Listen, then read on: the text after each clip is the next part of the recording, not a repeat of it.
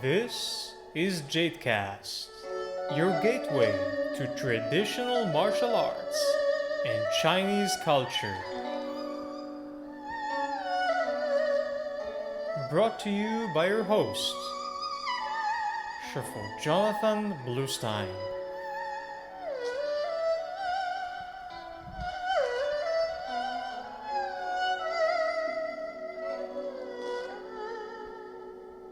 Welcome back to the podcast, folks. Today we have a special interview with Bernal Sensei, and we are going to sidetrack for a moment from the usual topics of traditional martial arts, how they're practiced, and related culture, and delve into the very complicated topic of the martial arts business or martial arts industry, which is something that unfortunately we seldom actually get taught by our own teachers.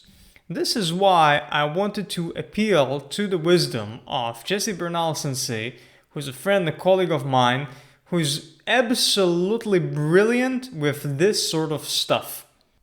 You see, being a good martial artist is one thing. Excelling as a martial arts teacher is another. And being great at the business of martial arts, well, folks, that's a whole different ballgame. Now, I have myself written a best-selling book called The Martial Arts Teacher, of which the second edition was just recently published. You can look it up on Amazon, The Martial Arts Teacher. Make sure you purchase the second edition, which has The Martial Arts Teacher 2 on the cover.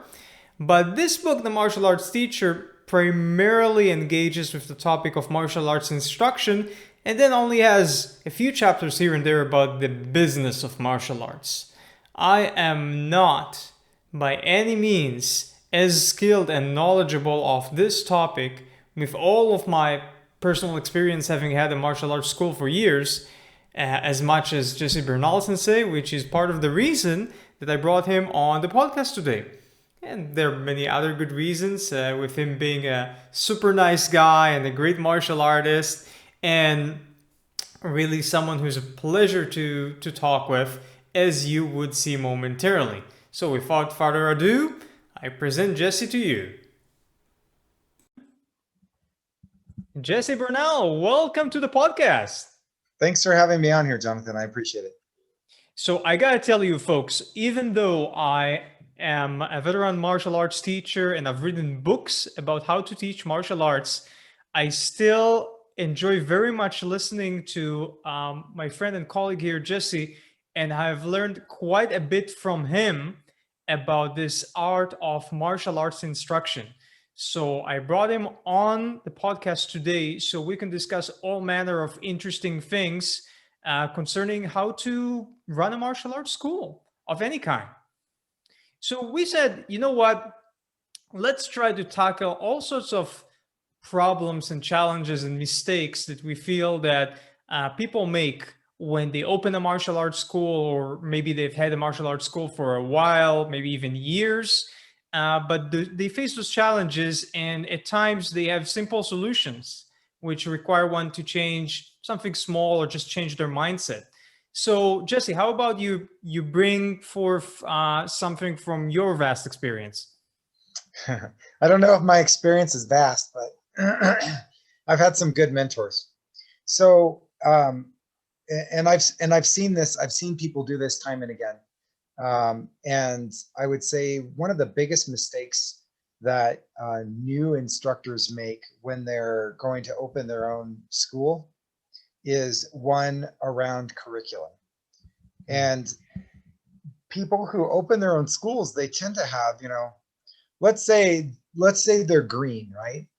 And they're relatively green, even in the martial arts. But they have the desire to open a school. And let's say they've only been practicing martial arts for 6 years. Mm-hmm. But then you also have those people on the other end of the spectrum that have been practicing, say, 15, 20, 30 years, right? But even at 6 years of dedicated practice, you have a person who's developed this body of knowledge, and they decide to open their own martial arts school, and they come into the prospect of teaching other people, whether they're kids or adults, and they look at what they know. They look at the body of knowledge that they've developed over 6 years. And then they come up with a curriculum based on that. And so this curriculum ends up being like just gigantic. It's more than you can teach to, Joe Schmo or Jimmy or Susie walking in off the street in a realistic period of time for a commercial martial arts school. 3.5 to 4 years tops is what you have usually with a student. But they're not going to be most are not going to be as dedicated as the person who decided to open their school, because those are lifetime martial artists. There's a different intensity, there's a different intent that we bring to our practice than that person who just walks in off the street and decides that they want to study martial arts, especially a kid. And so I would say that's probably one of the biggest mistakes, is that they take this gigantic body of knowledge and they try to distill it down into a 3 or 4 year period of time that they think they're going to have their students for it.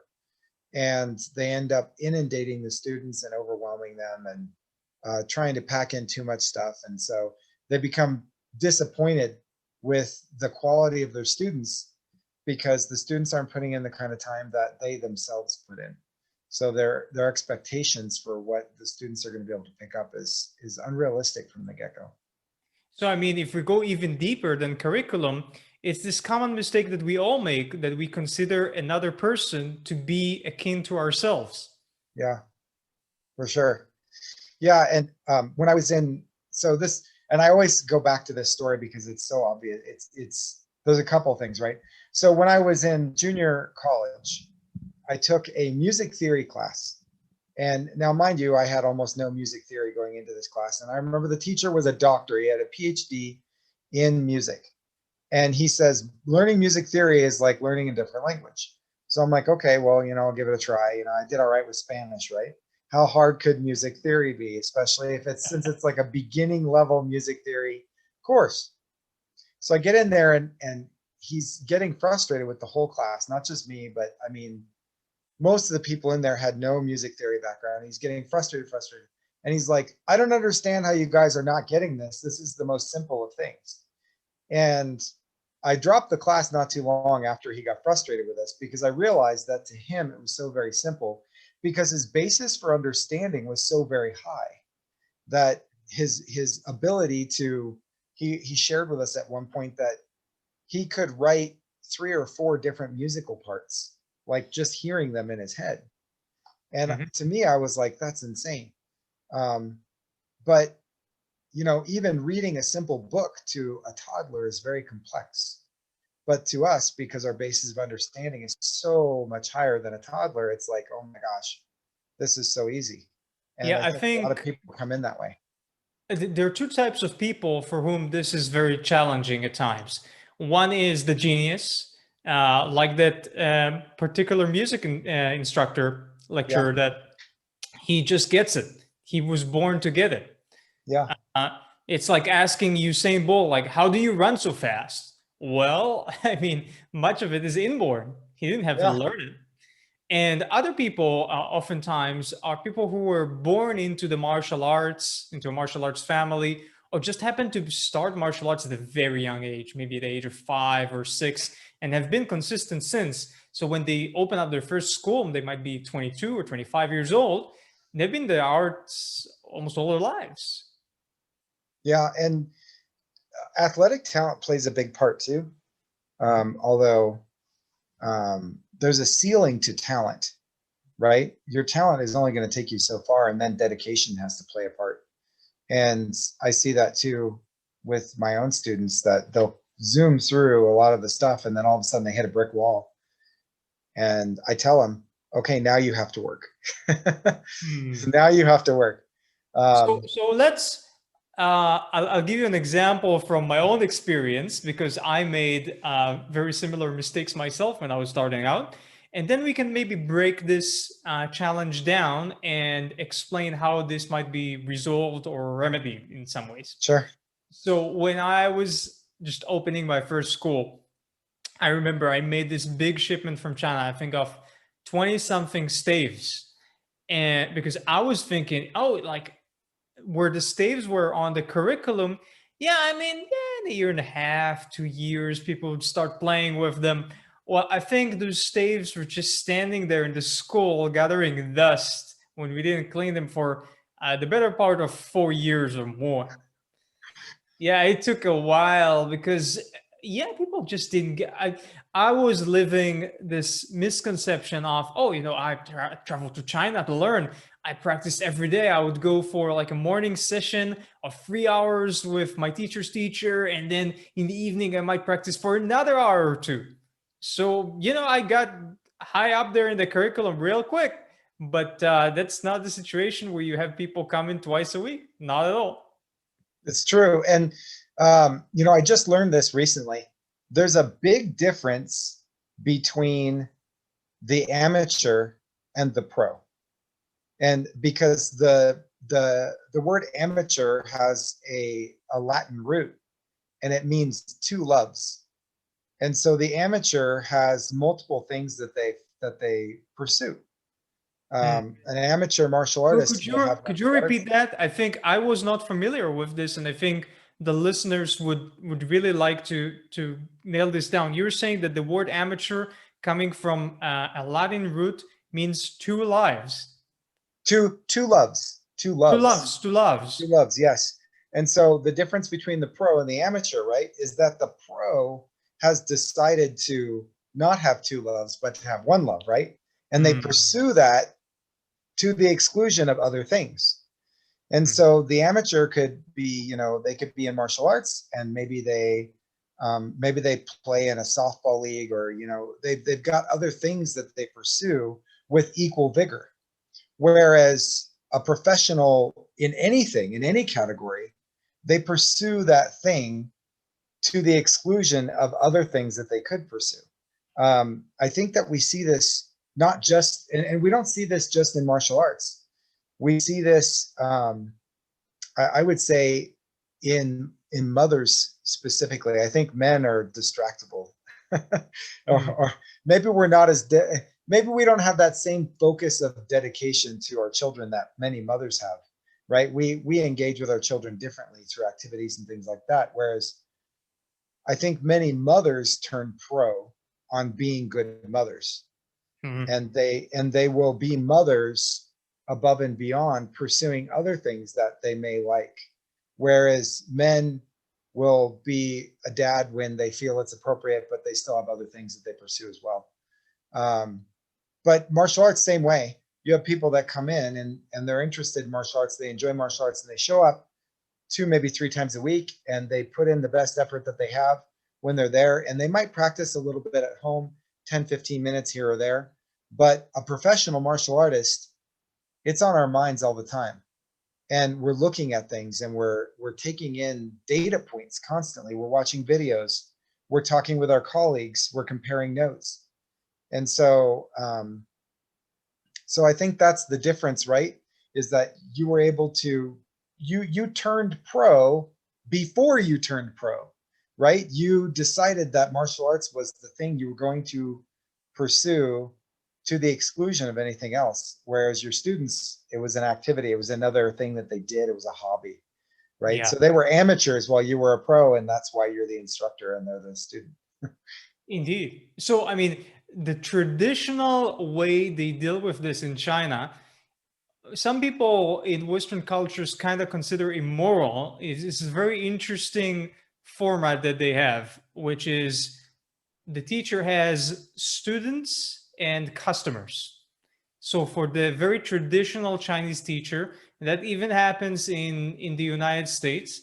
Again, very common in Chinese martial arts, not as much in other Oriental martial arts. You would come in, you'd practice, but you wouldn't know as a beginner student that you're basically a customer. And you have a curriculum that's tailored for so-called customers. That is, well, at times an inferior curriculum, and at other times is just a simpler curriculum that does not require you as rigorous a practice or as much a commitment. And then the teachers, when they feel like it, again, very traditionalist Chinese teachers, it's becoming less common today, but historically very common. If they see over time that you're very dedicated and you have a good relationship with them, has to be a good personal relationship, they might opt to somehow bring you into an inner circle.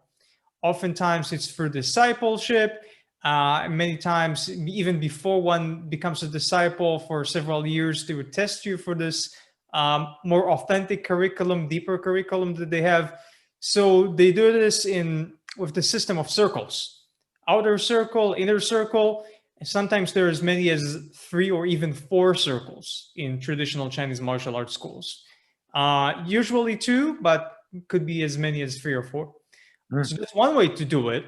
Um, Another way to do it is just make the curriculum bite size. So, for instance, maybe you study the curriculum that has, for instance, 5 stages.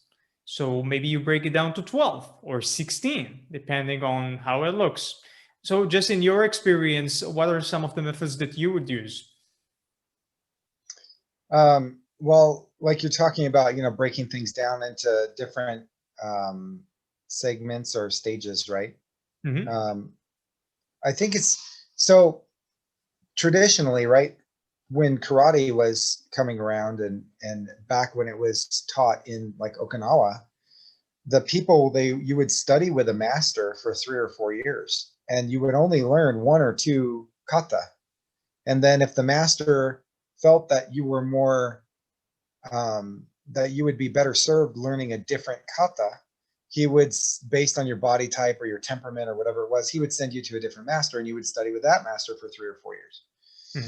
Now, today, um, we're so, I think the culture, not just in the United States, but I would say this is true even in like Europe, maybe a little less true in Japan. I don't know for sure, but we're very focused on attaining that next goal, that next belt, that next level, right? And so one thing that people don't understand, I think, especially students walking in the door, they think that black belt is the destination, where black belt really is just where the journey begins. Um, and so all of the things that the students learn up to black belt are all of the basics. It's just the basic foundational things that you need to know so that you can actually begin to learn the true system that you've decided to study.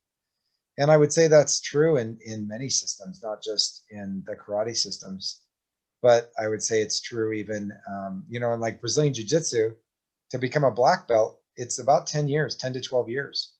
And to become a blue belt, which they say is like now you know the basics, it takes about 2.5 to 3 years.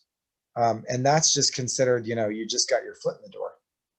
Many karate schools takes anywhere from, the karate schools will have you get your black belt in maybe 2.5 years.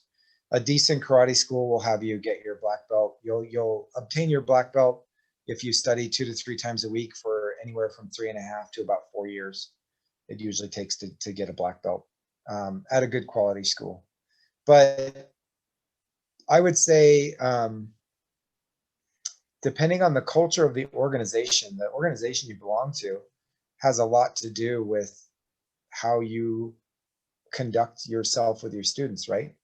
Hmm. And I'm seeing a lot more and more that martial arts schools are leaving organizations because they disagree with some of the more traditional aspects of how business is conducted on a day-to-day basis. And when I say business, um, I don't mean the actual like how you take money and how you run your school, but more they're disagreeing with how upper level instructors are treating lower level instructors. And that there's this very old fashioned thought around how people should treat each other. There's this level of deference that these older instructors feel that they deserve just because they're older instructors, and they try to give out business advice that they're not really qualified to give out, and all kinds of things. Abuses of power, and it's the politics get really thick in the karate organizations. and a lot of people are just sick of it, and so they're leaving and doing their own thing. That's what I did. Um, I ran into some corruption early on in my career as a instructor, and I was miserable in the organization. And it took me going back and reviewing some old documents that I had because I was really at odds with myself. And so there was a time when I did an exercise. It was a core values assessment, and I went back and I just happened to review my core values assessment. And I was like, oh, all the stuff that's going on is against all my core values. No wonder why I'm miserable. And it was the next day I called my instructor and I apologized to him and told him, I'm so sorry. I can't be part of the organization anymore. It's going against all my core values. And he understood, and we're still friends. And in fact, we even still train together on occasion. But he's still a member of that other organization because of some loyalties he has to some people, which I don't understand. But that's maybe why organizations like that continue to exist, is because you've got some people that are willing to adhere to traditions that don't work for them, but their loyalty demands that they just shut up and endure. That actually brings me to another point I want to discuss today, which is why it happens so often in the martial arts that we see betrayal between instructors. Now, Jesse just brought an example where, someone was coerced to leave because indeed the organization no longer fits their, or from the beginning might have not fit their core values, which is very justifiable for someone seeking a different path.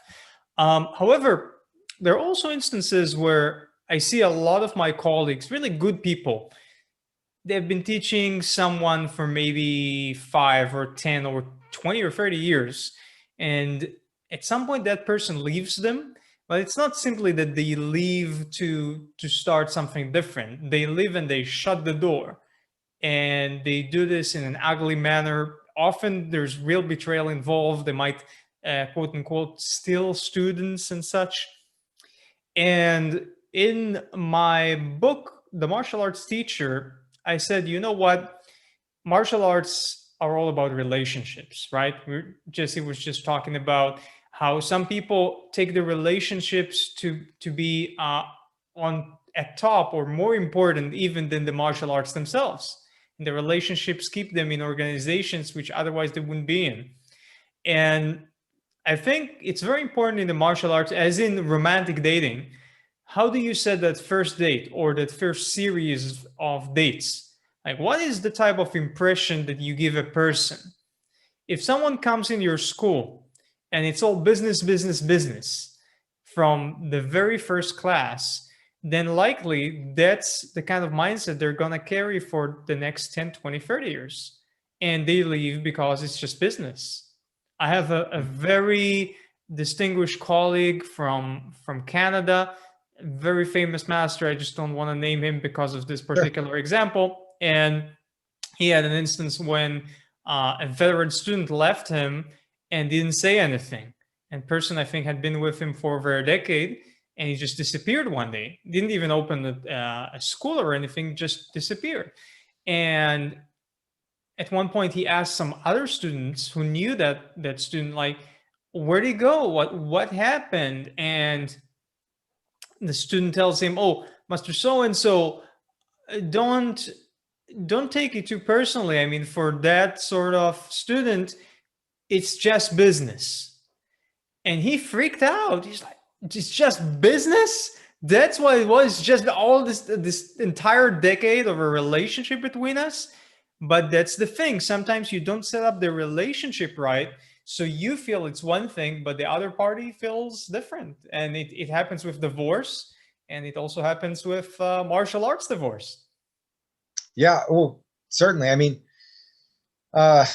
guess when you talk about martial arts divorce, I guess my divorce from my old instructor was the most amicable of divorces, right? Because we're still friends and we talk and stuff like that. But I've certainly heard some stories about masters that left their instructors to do their own thing, and one of my, he's my personal instructor now, but he actually told me when he left his first his main instructor, very first main instructor, he said it really was a divorce. That when he decided to leave, it was, you know, for his own, you know, it was kind of like one of those core values type situations. And he didn't try to leave the other instructor in a bad way. He just, you know, was like, it's not working for me anymore and it's time for me to go. But the other person was really upset, really upset. And I think part of it is, and certainly I've had this happen a number of times, where you put a lot of effort into a student, you put um, a lot of your time into a student, helping them to develop themselves, and then you come to rely on them. There's sort of this give and take, right? You invest your time and effort into a student, and then you're able to rely on that student as like a resource to maybe help other students bridge the gap sometimes, or maybe you're busy with a more senior level student, and so you ask one of your higher level students who you've worked with to, hey, can you go help the junior students over there? And so I think in the higher level situations, what happens is the head instructor, right, versus the junior instructor, or the master versus the junior, even if they're both, say, like sixth dan, or maybe one's a seventh dan master, you know, a kwanjinim, a grand master, and the other one's a sixth dan. There's sort of like this possessiveness, I think, that becomes developed between teacher and student, and especially if they've been together for 20 years, right? And you're like, we're friends, we're both going the same direction. And unless there are conversations leading up to that departure, it could come as a shock, right? And there's also that, there's a little bit of the teacher doesn't question, or I'm sorry, the student doesn't question the teacher, right? You're there to learn and absorb and just take what's being offered, at least traditionally anyway. And I think that's a failing in the relationship, because you know, like you said, you develop a personal relationship with your students, but there's always that sort of that wall that says, I'm the instructor and you're the student, right? And so if instructors don't take special care to foster the fact that they're interested in hearing when the student is genuinely questioning something, like, and I don't mean in a disrespectful way, but you and I have had conversations, Jonathan, where you would say something and I would say, I don't think that for me, that's not right. Right. And I would say, what about this? And we would talk and kind of, we would debate things a little bit. And if an instructor and a student don't have that basis of respect to be able to do that, it's inevitable that eventually there will be a parting of ways, because the student has to be able to express themselves freely without fear of repercussion, um, or it's not a good relationship. I mean, like you said, it's like a martial arts divorce. That relationship between the master and the student is as much a marriage in the martial arts sense of things as it is, you know, when a man marries a woman, or a man marries a man, whatever that commitment looks like. But a marriage is a marriage, and it's about a partnership, even if one person is the teacher and one is the student. I think Yeah, I I answered the think question. so. Two things here. Just going back 1 second, I want to add that something that starts in sin often, not always, but often culminates in sin. So in romantic relationships, for instance, that could be you start dating a woman and she was cheating on her boyfriend. Then you end up marrying that woman. Well, you shouldn't be too surprised if she's gonna cheat on you, and that's gonna end up in a divorce. That often Right. happens, unfortunately. And the other, Well, go yeah, ahead. so Go yeah. ahead. So and the other thing is Jesse was talking about, okay, expectations and honest and open debate with one's students, and especially one's instructors. And I think this leads us maybe to just at least briefly talk about how important it is to make sure people understand what is expected of them. I found this out, I mean, with students at the most basic levels. Just to give an example, a lot of martial arts schools just don't have the curriculum written down and accessible to students. And I find this like strange. Like, why wouldn't you? Like, how Right. long? What, you're gonna spend 1 hour to write that thing down? 2 hours? Okay, and then you got it forever. Just don't just write it. Put it on the website, or if you don't want to put it on the website, print it and put it in the school or hand it out to students somehow. Because guess what? For you it's all in your head, but for them it's just not. It's based on these random sentences you've been saying in class. They can't remember all these funky names and the order of things. They really gotta visualize it. They really gotta see it. So I mean, if you're listening to this and you're a martial arts instructor and the curriculum you have is not accessible for students to just view at all times, just do it, man. I mean, it's so Yeah, simple.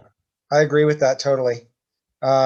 My students have access to all the curriculum. They can look ahead and look at the stuff. I mean, you can write things down on paper and the students can go look things up on YouTube if they want to, but they're just going to come back to you and show you, and then you're going to say, okay, we'll try it this way. So there's nothing to fear in printing out your curriculum for sure. One other thing I wanted to say too about the master student or the teacher student relationship is that it's very strange. Like you said, a thing that begins in sin ends in sin.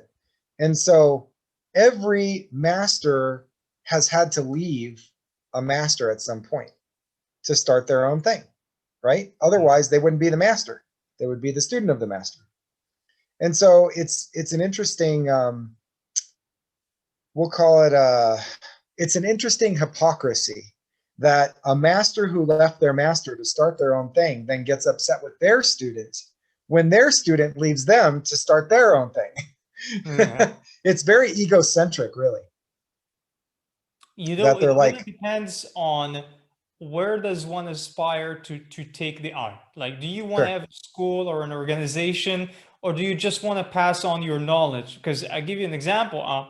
One of my main teachers, Shifunitan Oren from Israel, he told me very early on, I think it was the first few months that I've been studying with him back in the day, that he said, in 10 years, if your art looks exactly like my art, then you have failed as a student and I have failed as a teacher.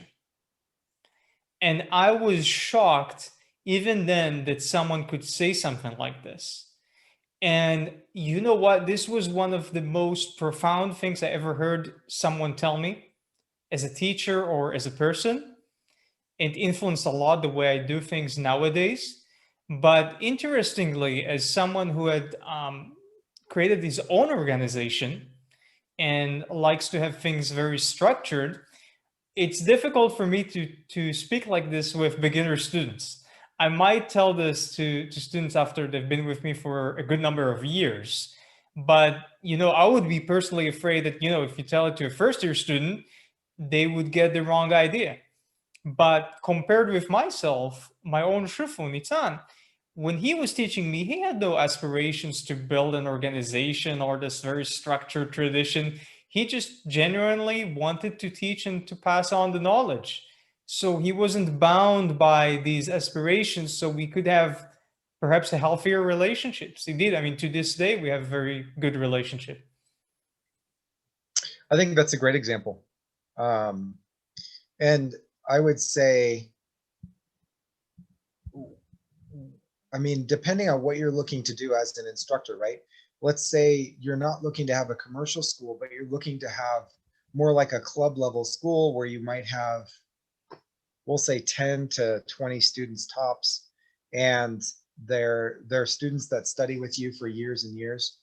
And I would say that might be almost like a technique for weeding out students that would not fit the culture that you were looking to create in that more intimate setting. Well, Because please elaborate. What do you mean this being a technique for what you just said?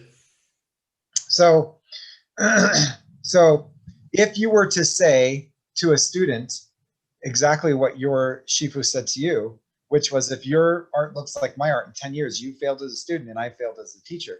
There's a bigger conversation that would need to happen around that, right? And so, thank you. So, anybody who took that and ran with it in the wrong way after having that conversation, because I'm fairly certain when he said that to you, you probably said, well, what do you mean?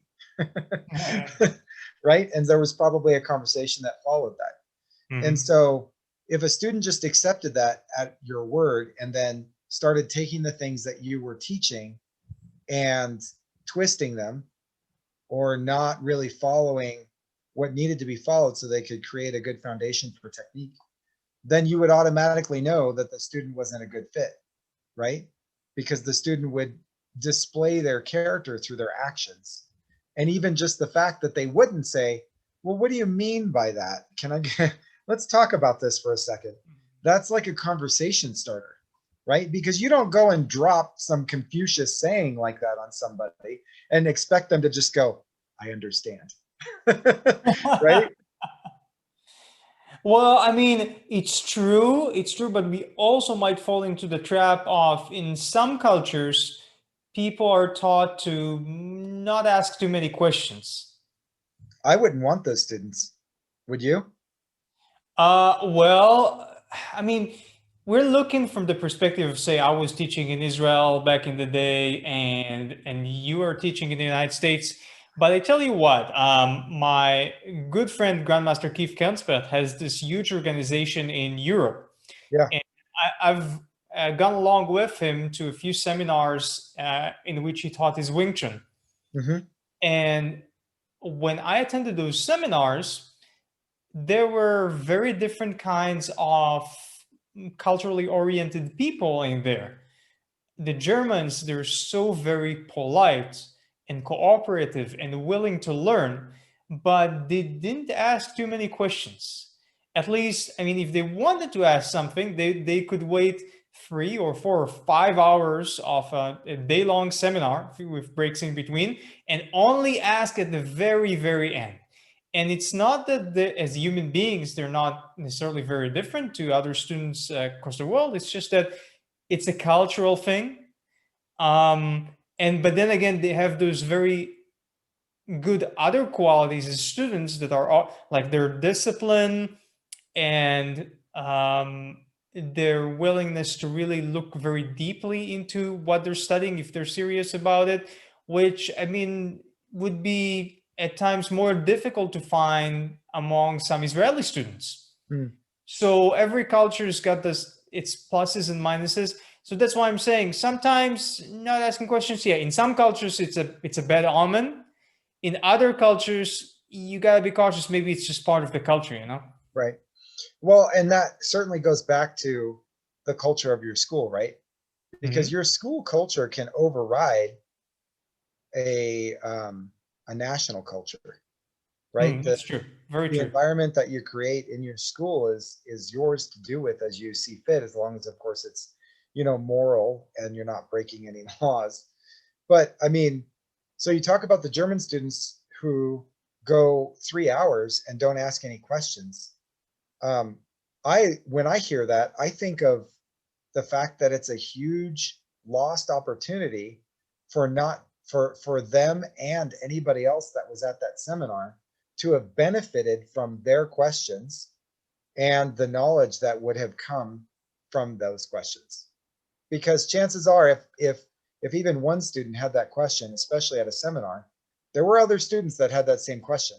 And if they wait 3 hours to ask the question at the end of the seminar, inevitably somebody's going to miss out on that answer, or it won't hit with the students the same as it would if they had asked the question in the moment.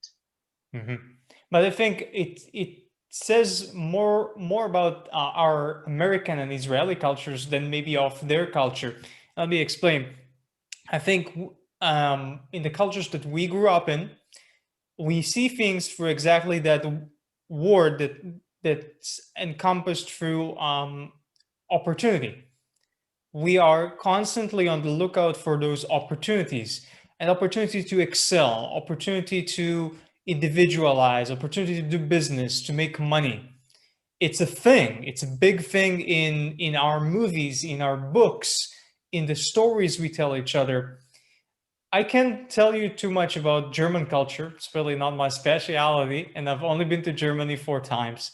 But if we take culture like Chinese culture, you see that people there, their mindset is geared more towards social harmony as opposed to opportunity. Yes, it's true that if you, as a person from Western culture, if you walk on the streets of the average Chinese city, maybe not Beijing or Shanghai, or just these huge metropolitan areas like New York City, but a slightly smaller Chinese city or a less known city, just by the virtue of being a foreigner, still to this day, random people are going to approach you on the street wanting to do business with you. Actually, often genuinely wanting to do business with you because they see that opportunity. But generally speaking, if it was just not just two people, if this was a group setting, then a lot of traditional Chinese people and Japanese people, probably Koreans as well, but I don't know much about Korean culture, never been to Korea. They value social harmony over opportunity and over things like truth.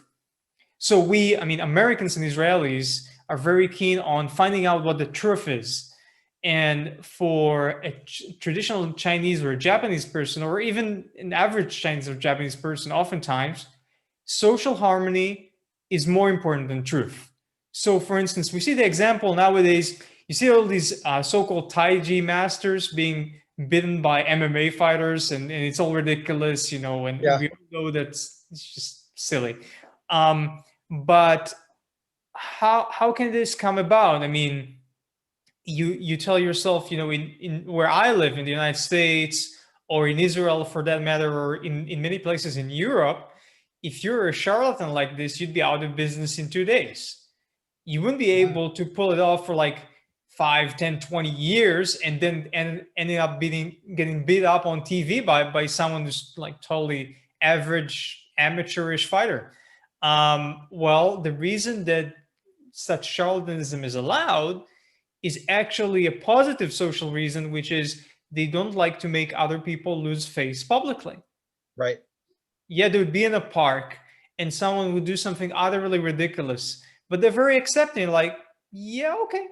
Yeah, he does this, I do that. That's like, yeah, we all do. So, you know what? When I was in China, it's ironic and people deny it, but when you live in China, there are certain aspects of personal freedom that you don't have in the United States or Europe or Canada, for that matter, where I live now.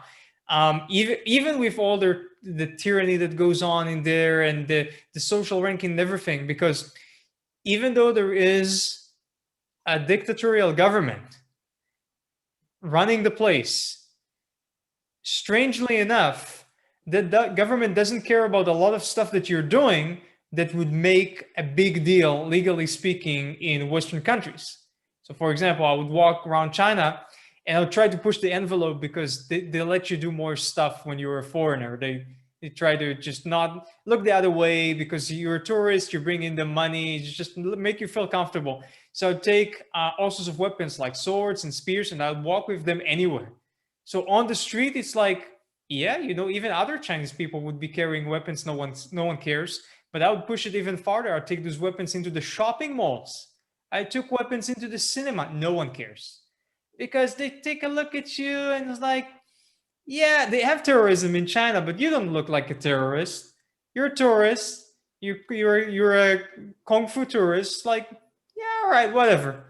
That's they have this judgment that like if you do something really weird, but it's like it's a victimless crime. You're not really Right. bothering anyone, right? But at the other extreme, they let the charlatanism develop because they don't bring out the truth about something or someone as much as maybe they should have, and then this ends up, you know, humiliating all of Chinese society and culture. Right. Um, there was, what is it? I'm trying to remember the name of the art that the Chinese developed. It's basically their version of MMA. Sanda. Yes, Sanda. It's more And like yeah, Sanda is a bit closer to Muay Thai. It's not like full blown MMA. It doesn't have ground grappling. right. Yeah, yeah, Well, but there's a actually, reason for that. I actually, not that long ago, I watched, it was like a, I don't know, 30-minute documentary on the formation of Sanda. mhm. And I think there was an article too that accompanied it. But when they designed Sanda, they said that they needed an exciting sport for the people to watch. Mhm. And the reason why there's no ground grappling is because it's boring. It's boring to watch. They Yeah, want for to see someone the who's not takedowns. versed in it, yeah. Yeah, they want to see the takedowns. They want to see the throws. And so the sport of Sanda was developed to be exciting to watch. Um, and they took from the Japanese and they took from the Koreans, they took from the Mongolians. They took some stuff. Of course, they used some of their own Chinese things. They took, Muay Thai stuff. They borrowed generously from all of these arts that had these exciting things about them. And it isn't the art that they thought it was going to be, but it sort of took on a life of its own, and sort of settled where it is now, late 70s and early 80s. Mhm. But um, it's interesting that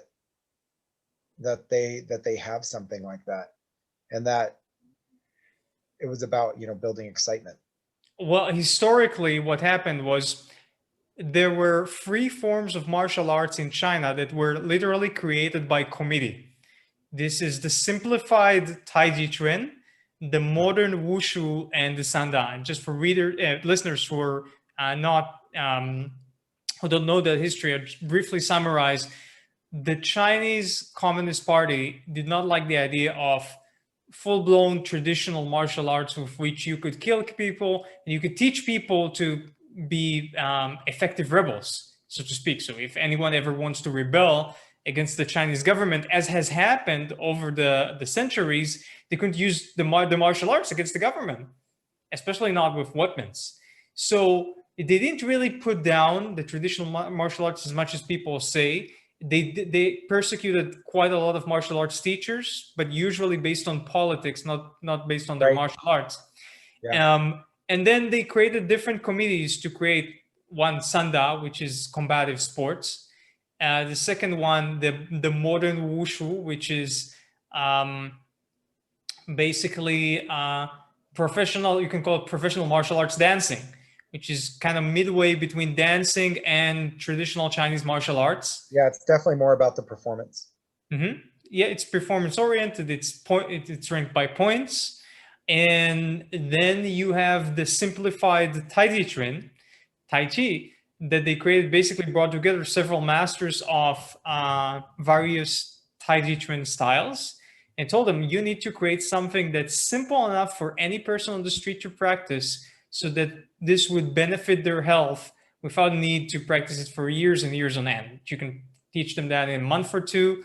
And that's what they did. These three forms, like the simplified Tai Chi, modern Wushu, performance art, and the Sanda, the combative sports, these were like this was a good compromise for the Chinese government for several decades until MMA came along, and now they have MMA in China. It's just Hmm, not being reported much in the sure. West, but they do have a big MMA scene in China.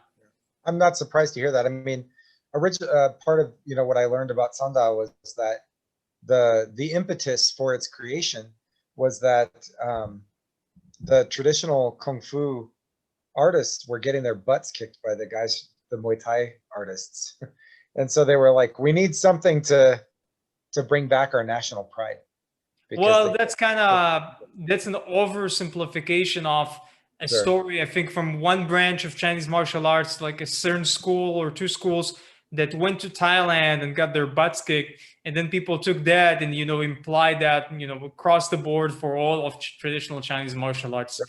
Uh, I have personally known, met, studied with, seen countless legit traditional martial arts people in China and outside of China do Chinese martial arts that can fight. Oh, of course. And it's just that, look, people don't like to talk about this, but we're in the midst of a cultural war internationally, with China rising as a very powerful nation. The Chinese historically ruled the states surrounding them by means of their economy and cultural influence. They brought in their medicine and their martial arts and their economic system and their government and their philosophies and everything, importing these into places like Korea, Japan, Vietnam, and Taiwan, these regions surrounding them. And by these means, China-sized those populations to the degree that they cooperated with the Chinese enough so the Chinese didn't really have to physically control and govern them as much because those territories are just too far spread apart, and too Right. large to control when you don't have like electronic communications and such.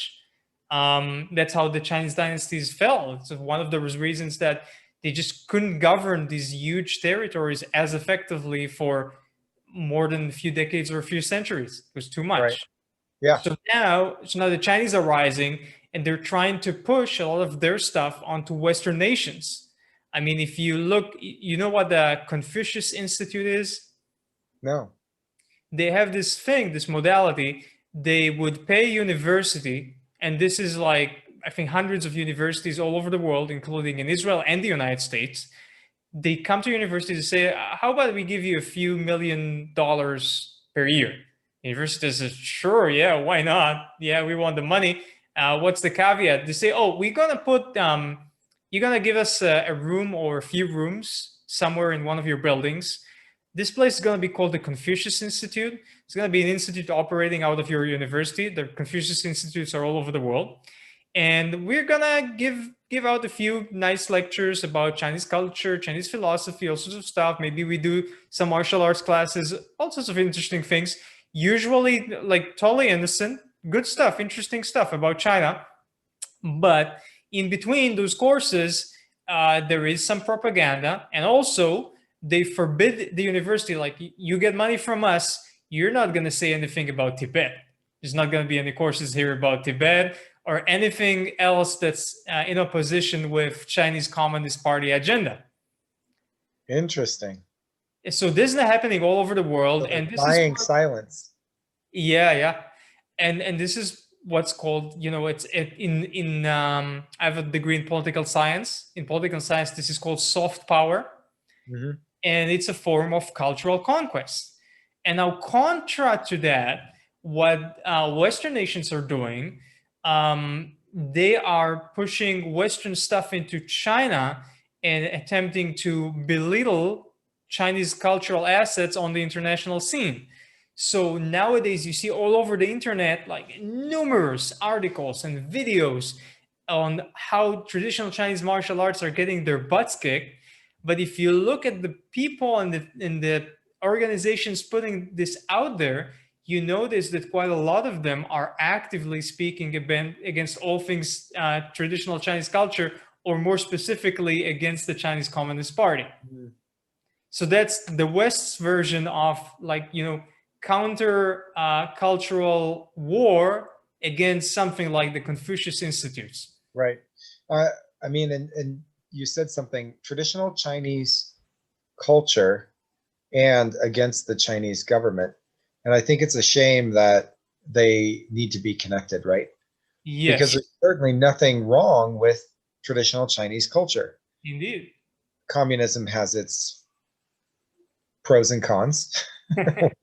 You're being gentle here. I try to pick my words carefully. Why, you live in But Oregon? what's that? You live in Oregon? um, but yeah, I think it's a shame that both need to be attacked, because I mean, there's a lot. There are a lot of things to be learned from other cultures. And I think that may be one of the biggest failings in martial arts today, is that many martial artists that are not, I don't want to say enlightened as they need to be, but maybe they're not as open to other perspectives as would be wise from a learner's mindset. But you, some, you know what? I have a perfect example here. So, I Yeah. mean, among us martial arts colleagues, oftentimes, if you're a really serious practitioner, you're open to what other traditions have to offer. And a lot of us say, oh, who cares which country this martial art came from? If it's worth studying, I'm going to look into it. I'm going to learn something from it. But you know Yeah. what? The same people who say this, some of them I've heard say things like this. You discuss some scientific topic and you say, the Chinese have looked into this and these are their conclusions, and here are some scientific articles. And they would say something like, but this came out of China. That's not reliable. You can't trust any scientific paper coming out of China. And I'm thinking, isn't this like exactly like saying, oh, all Chinese people are liars? That's what you're saying, essentially. I It's mean, almost. I think that's more a political statement than it is anything about Chinese people in particular, right?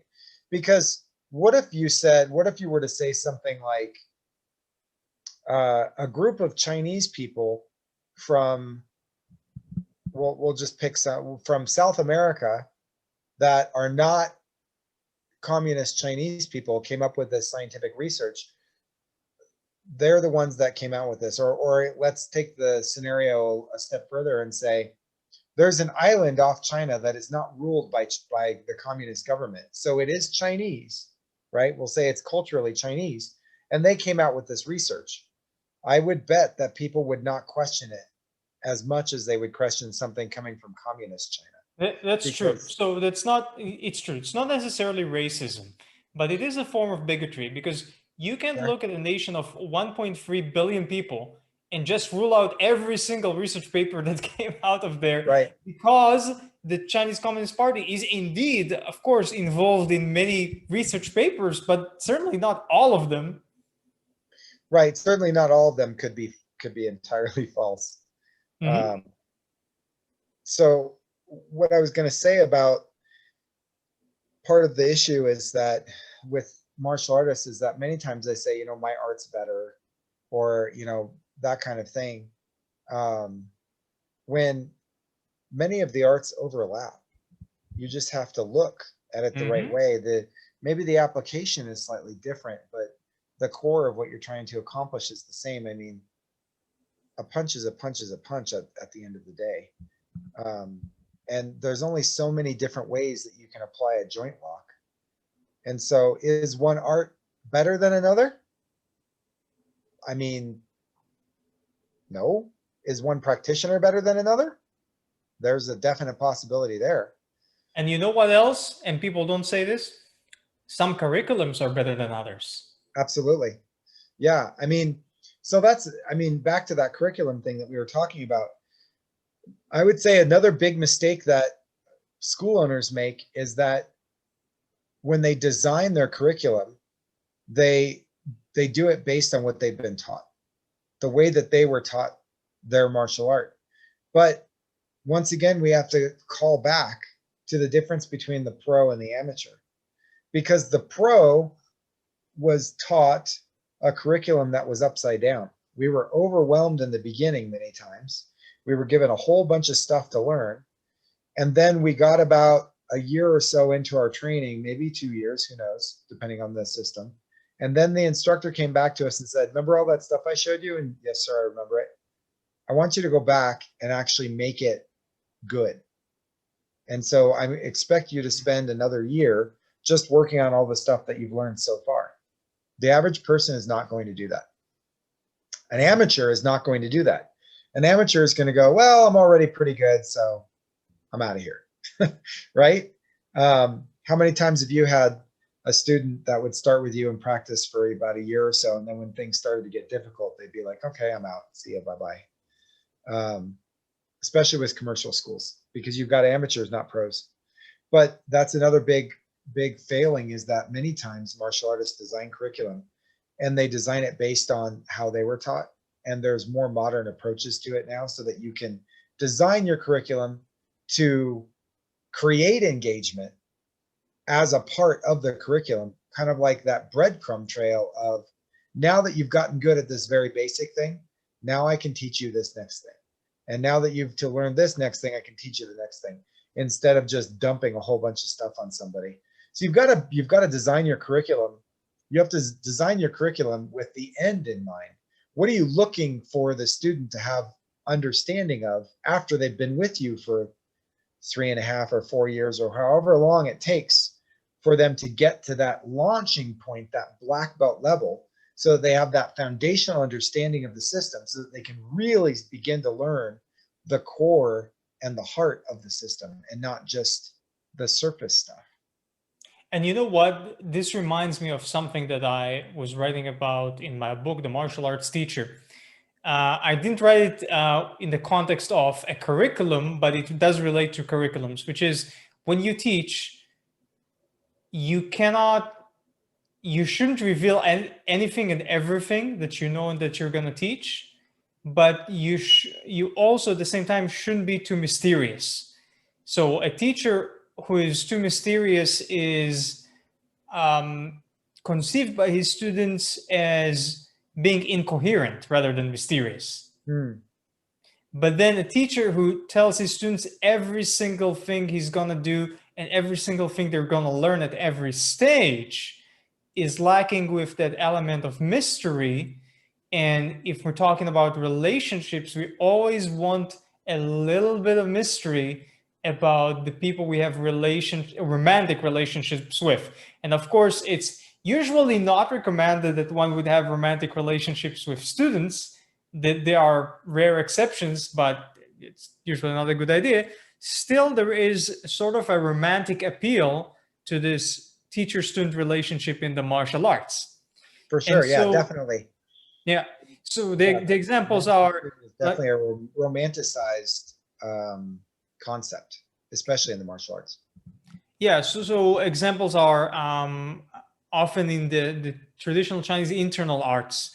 Some teachers like to keep it all mysterious and energetic, and it draws in large crowds oftentimes. But what happens is someone's going to study for a year or 2 or 3, and then they're going to talk with their fellow students like, what the hell does he mean when he says this or that? And like, I don't know, I think he means this. And the other one, yeah, I think he means that. And there's third opinion, the fourth opinion, the fifth opinion. And then the student says, nobody here really knows what the hell we're learning. I'm out. Yeah. So that's being too mysterious.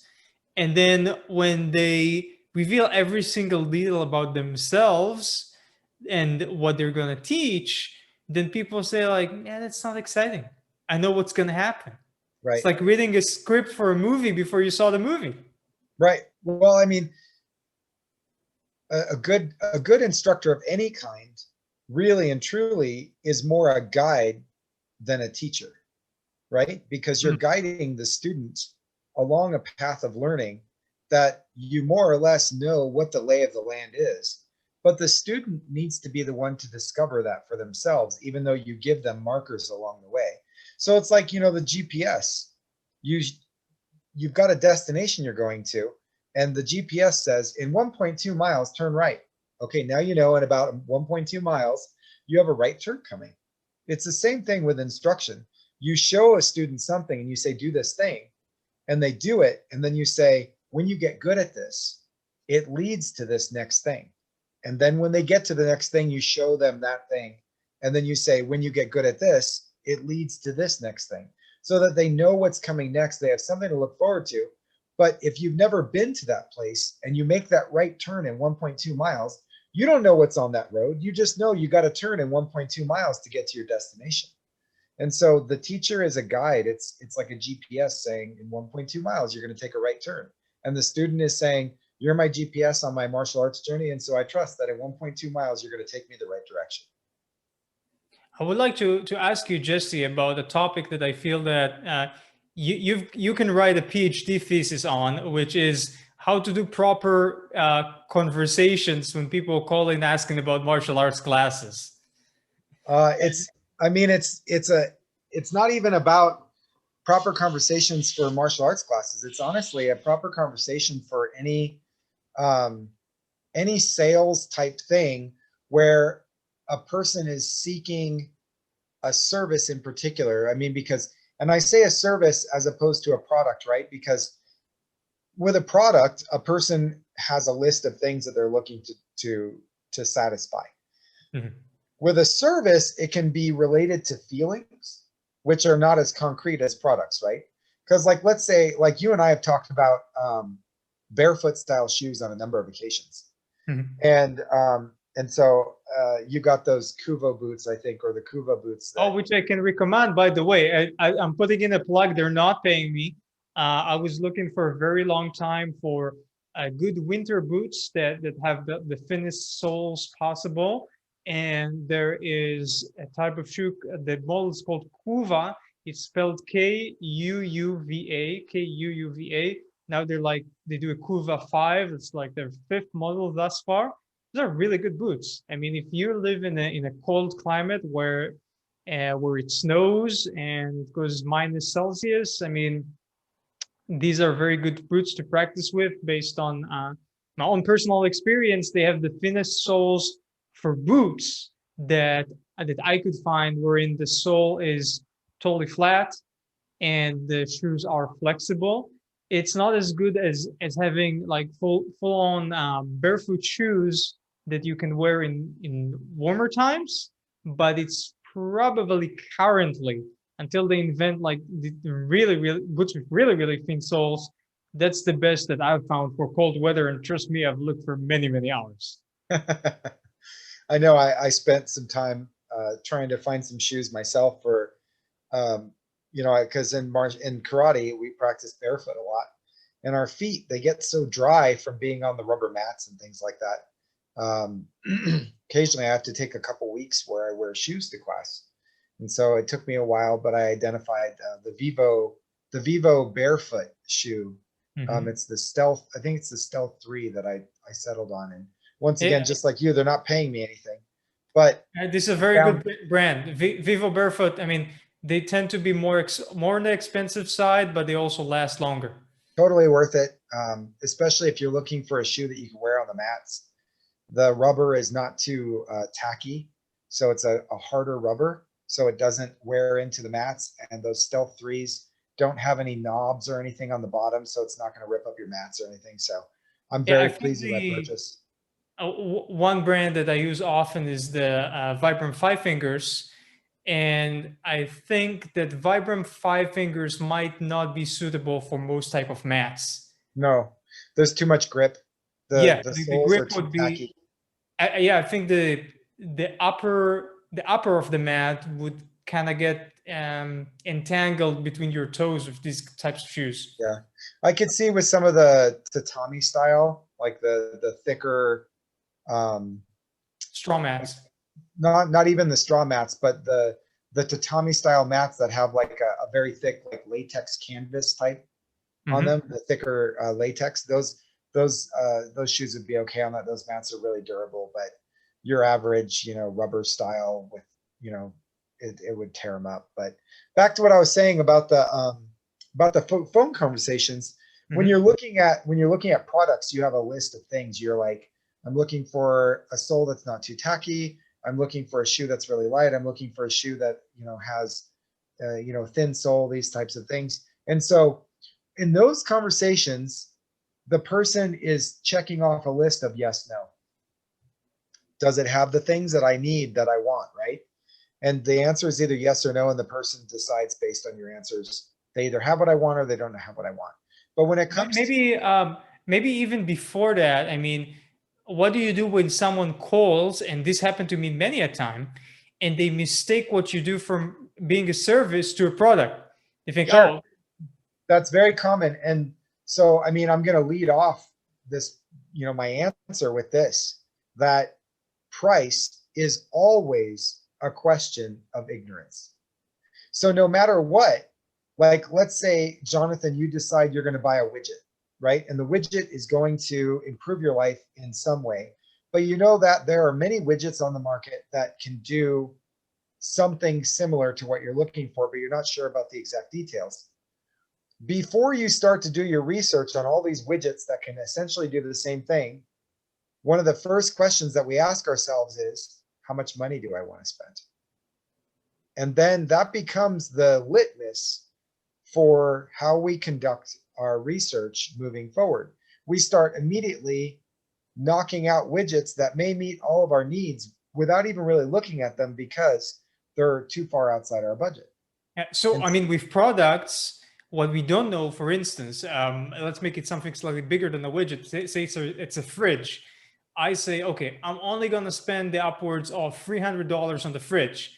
But right, what you're not considering is, oh, maybe the fridge that costs 350 is going to last me 40 years. And all the right, other ones are not. It's the same with martial arts. They call in, they're thinking about the price, but they don't realize, oh, I might have a community here for the next 20 years. That's what they right. don't. Yeah, they're missing the big picture, and they're also missing because they don't understand what the service that you're offering has to the service that you're supplying has to offer them on a personal basis, right?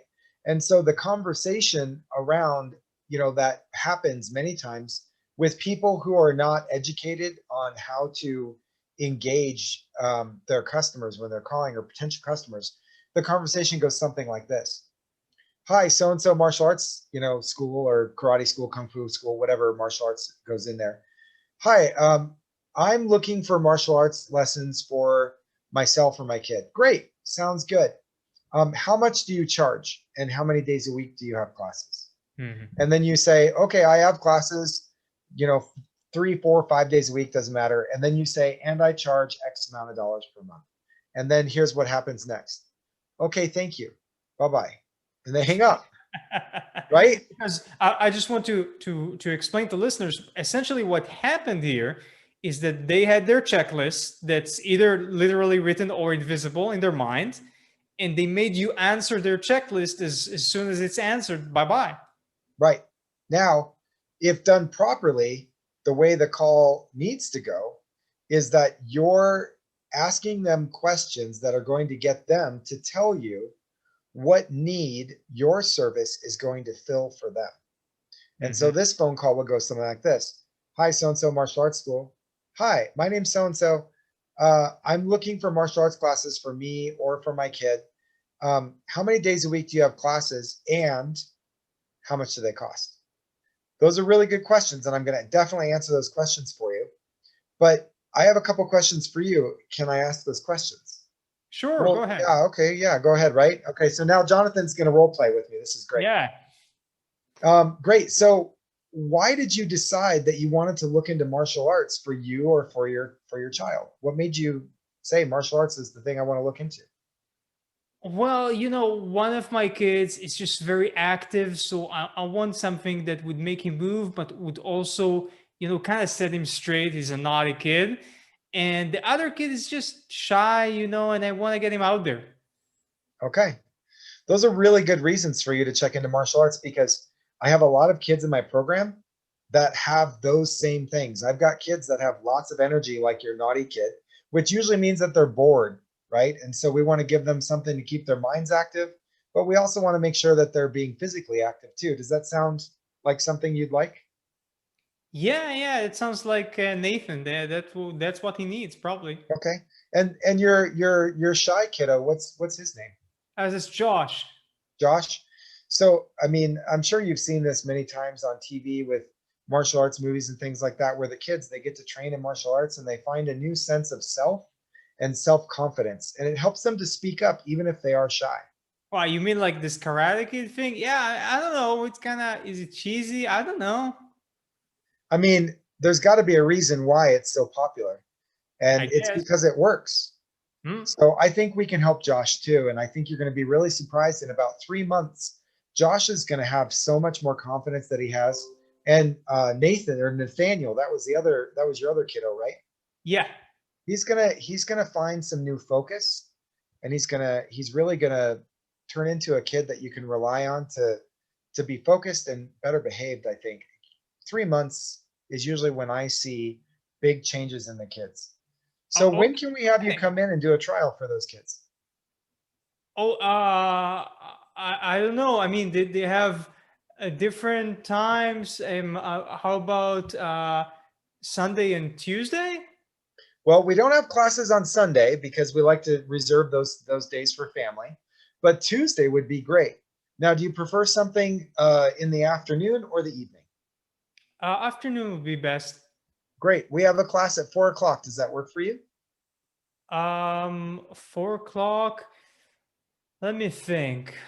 Sometimes, do you have something maybe a bit later? Sure, we can do 6. All right, good. I mean, you guys are flexible, huh? Yes, we have class. We try to have as many classes as we can because we know the kids are going to have soccer and different activities and maybe after school activities or tutoring. So we try to make sure that we have a flexible schedule for everybody. Okay, okay. I mean, my big one is 14 years old, and the smaller one is 9. I mean, do I bring them together? Do they go to the same class? Like, how does that work? So it's really important that the kids have a sense of independence, especially with the fact that they've got such a large age gap between them. We try to have our classes grouped based on age and their emotional development. So Nathaniel's your older one, right? Yes, Nathan is the So only one. Nathaniel, yeah, yeah. so he would be in a class with 12 years old and up, and then Josh would be in a class. I think you said he was 7, 6. 9, 9. 9. Oh, I'm sorry, 9.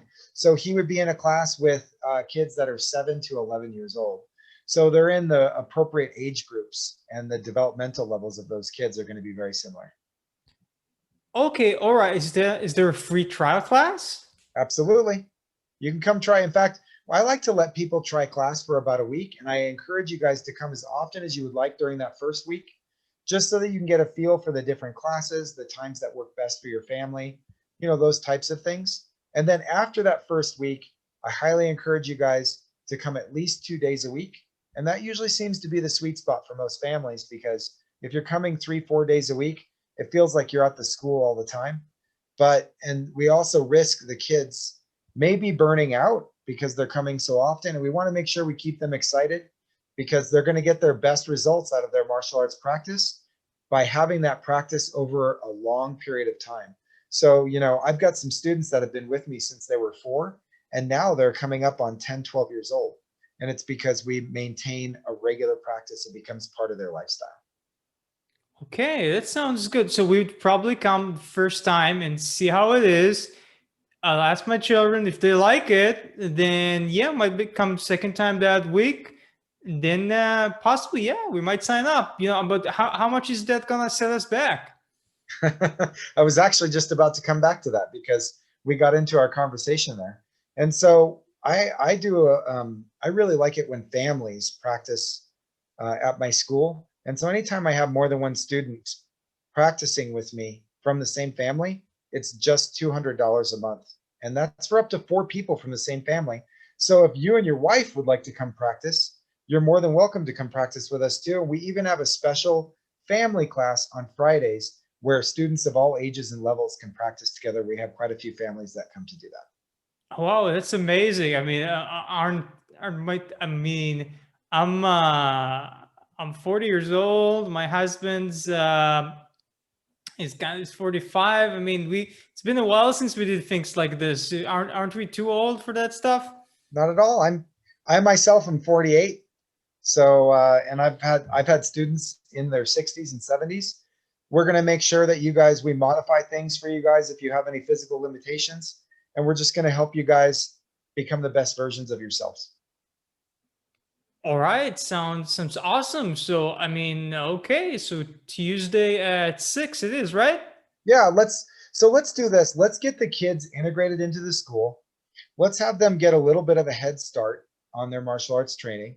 And then let's have maybe you and your husband just join in with them on those family classes for the first couple months. And then once the kids feel confident about what they're doing and what they know, then let's have you and your husband come in and maybe do a trial class if you guys still are interested in that. Okay, sounds awesome. So tell you what, we come Tuesday at 6, we see how it is, then we maybe come for another class. If it's all good, yeah, maybe we get along with the program. Thank you so much. This was a really nice conversation. Yeah, I appreciate you giving me a call. Is the number that you called me from the best number for me to reach you at? Yeah, sure. Great. I'll follow up with you with a text message the day before. So I'll follow up with you on Monday to make sure that we're still good for Tuesday. And I'll see you guys Tuesday. Awesome. Thank you so much. Have a great day. Okay. Bye bye. All That's how right. it So goes. we had an awesome role play just now, and let's analyze this conversation because I'm telling you guys, Jesse is a master of having those conversations. I was just awed at how he maneuvered these small interactions within the conversation in order to push his school's agenda, but do so in a very amiable manner that came across as kind and forthcoming and very empathetic.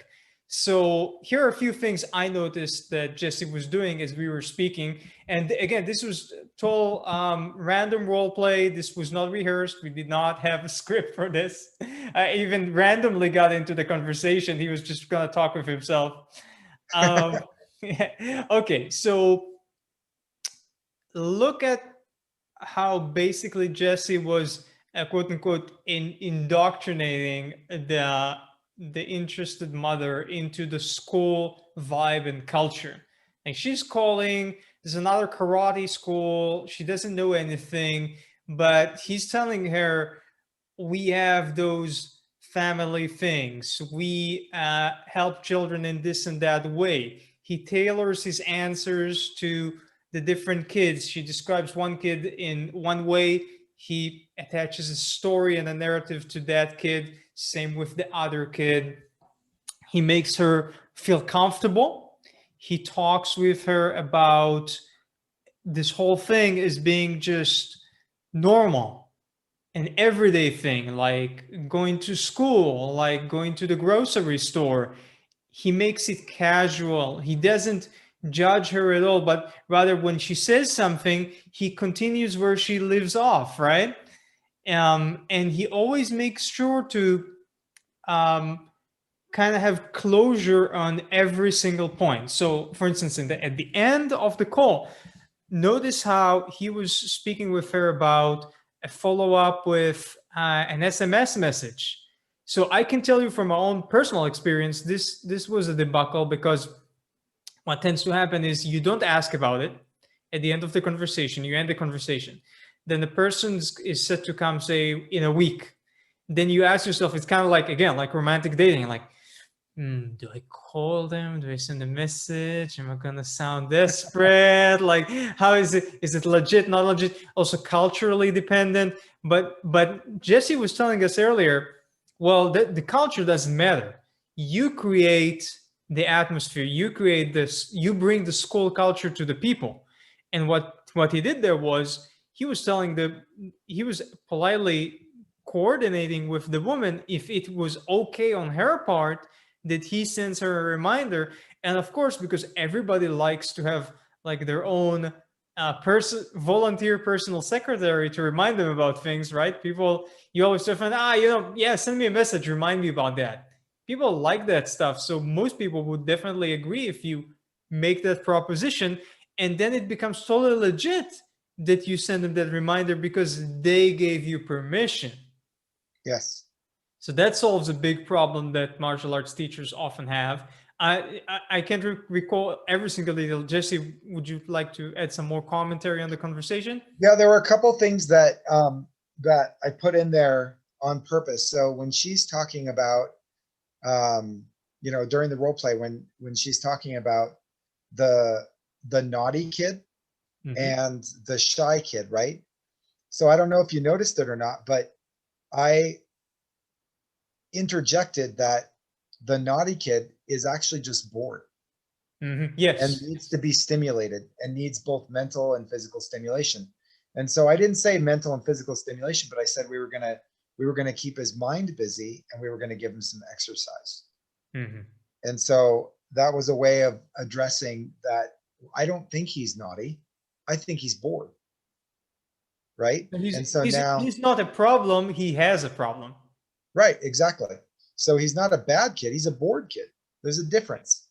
And then with the shy kid, I talked about how he was going to become a new kid and he was going to have more confidence and he was going to, be able to communicate better and things like that.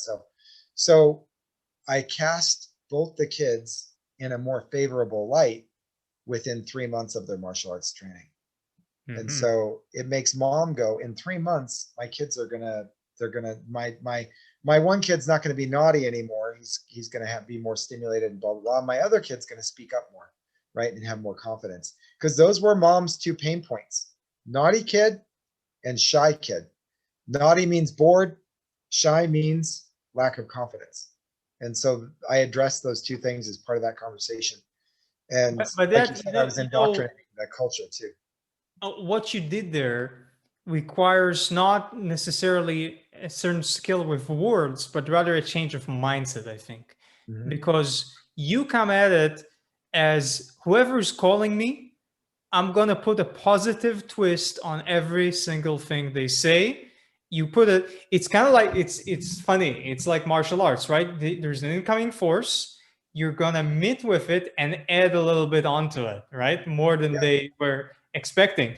And that's exactly it. You have to think, okay, whatever comes, I'm going to meet it with empathy, and I'm going to add something extra to it that they weren't anticipating. right. And there's I just had this conversation with my son the other day. He was frustrated that not as many people as he would like were attending the kickboxing classes he was teaching. And he was like, it's not even worth my time. And I Hmm. said, you're not there for you, you're there for them. Ah. So to be a good instructor, you're there to give, not to receive. But this is I know, I mean, how old is your son?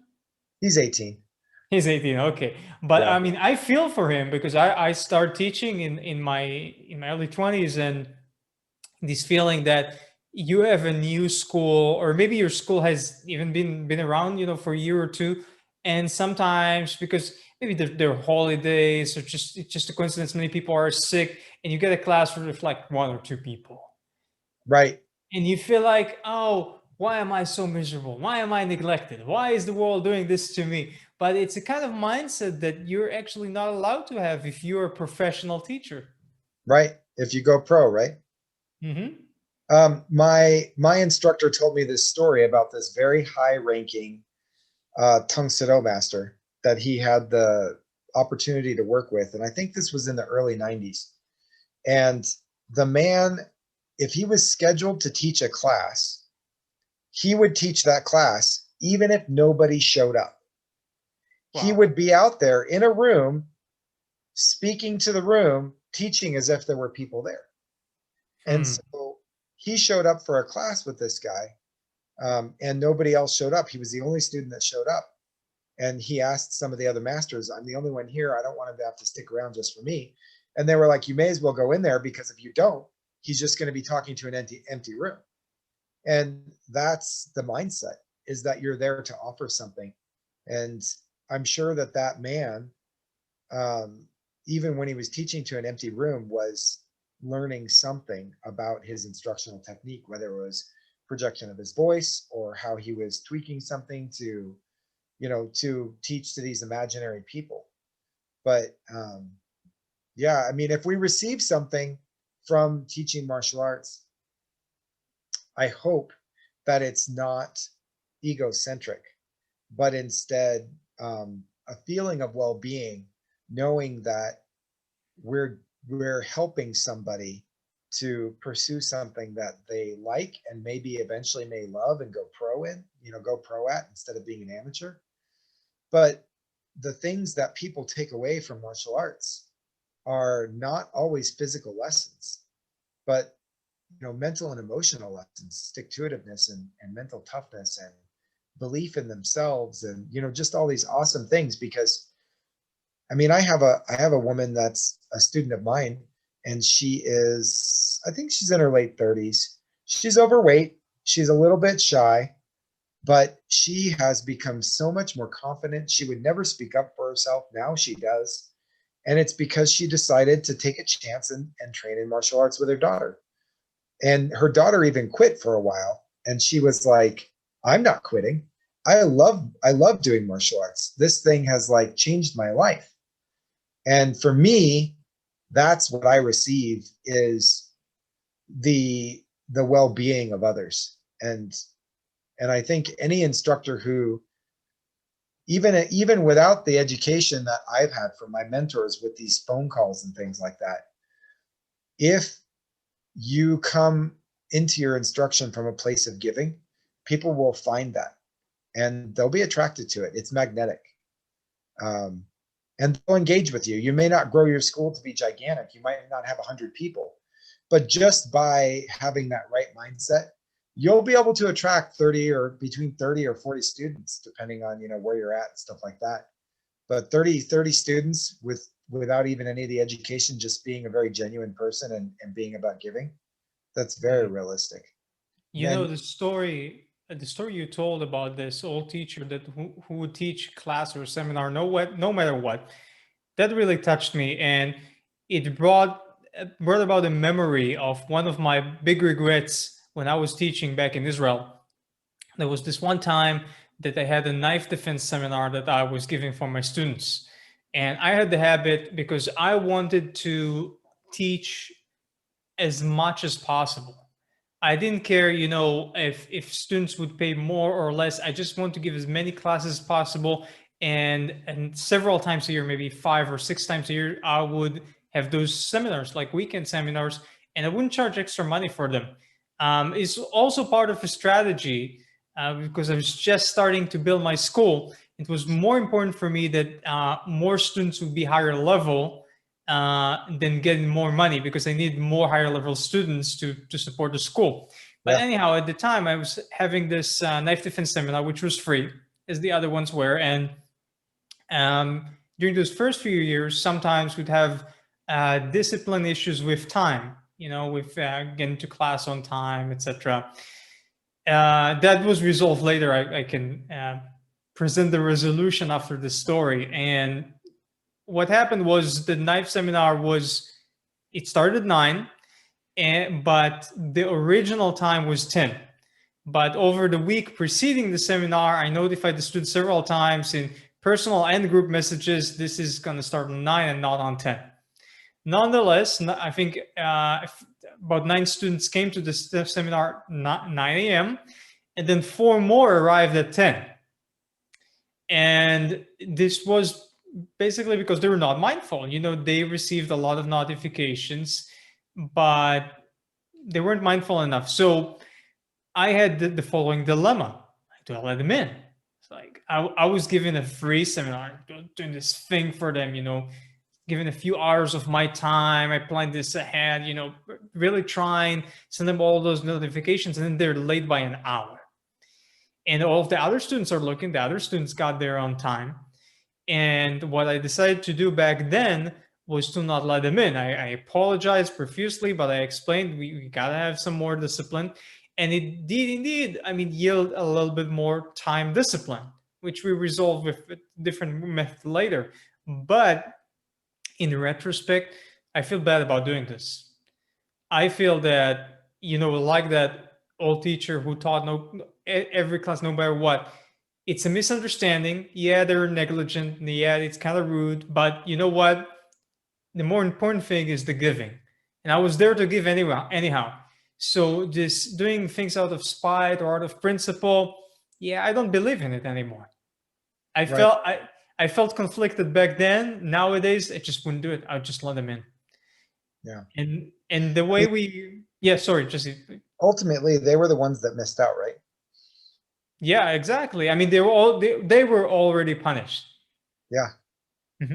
But question, in that scenario, had you received agreement from them that they knew that the class started at 9 and that they would be there at 9? I can't recall. This was many years ago. That's fine. I guess some of them did, but it's typical nowadays. You see, like on WhatsApp or Facebook, people saw the message, so you assume that they know. Right. Yeah, and they got personal message and group messages. But yeah, anyhow, it's I'm just guilty of that. I'll be like, yeah, I saw that email, but I didn't read it. Right? I saw the email come across, but I didn't read it. Yeah.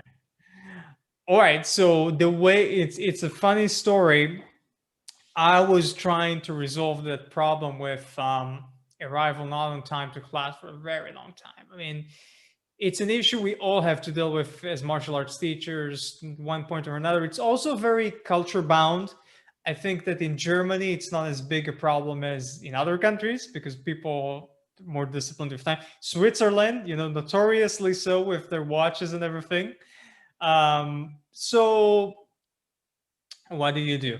Back when I was studying at traditional karate dojo many, many years ago, way before I was, of course, into Chinese arts or teaching, students who were late would have to kind of sneak in very carefully, not make any noise, kind of like a thief in the night, and then sit at the edge of the dojo and just sit there until the teacher would look at them, but then he would turn his gaze and pretend they're not there. And eventually, after 5 or 10 minutes, he'd kind of nod them like, "Okay, join." It was sort of meant to humiliate them and put them aside for a while. Well, this is one approach, all right, but I didn't think it was as effective as some other ideas.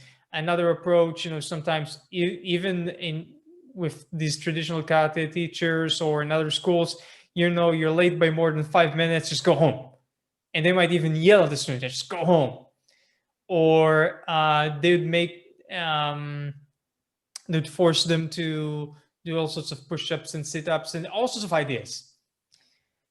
Well, I tried all of these. They were all partially effective, but not fully. And one day I was teaching a kids class and then an adults class. And while I was teaching the adults class, some of the kids were still sitting on the side on the sofa, waiting for the parents to pick them up.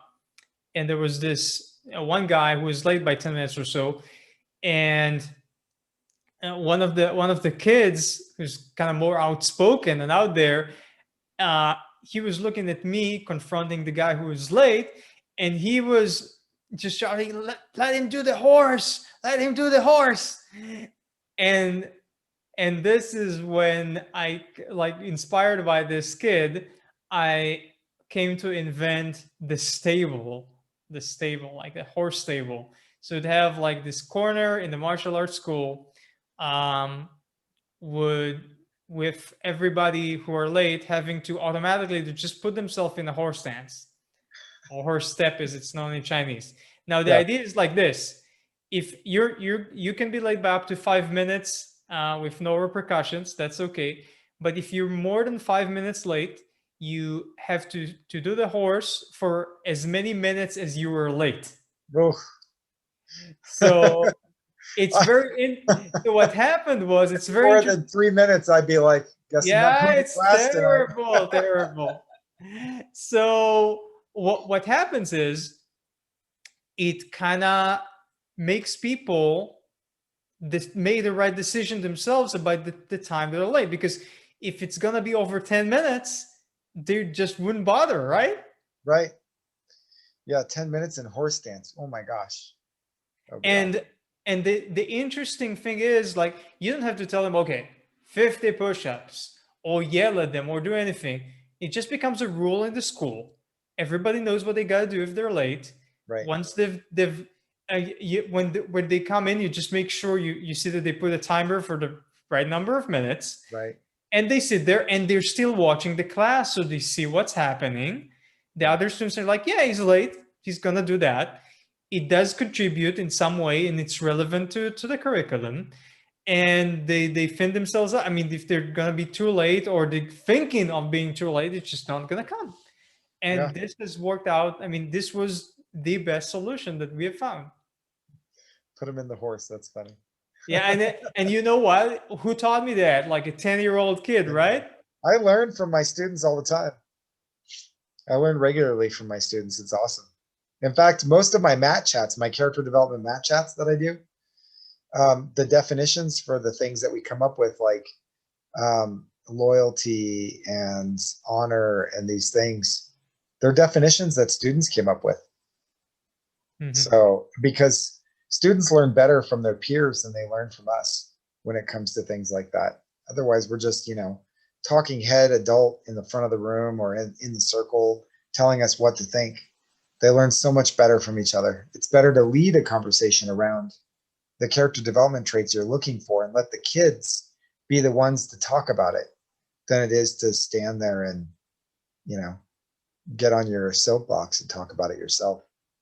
And speaking of these values and character traits, I was writing in my book that as a martial arts teacher, you have no choice apart from being a saint with your behavior, at least the behavior that's externally apparent to your students, because with the smallest minor flaw, everything breaks down. Like they think, oh, I saw this guy picking like taking a $1 bill um, off the street and not asking anybody if it's their bill or whatever.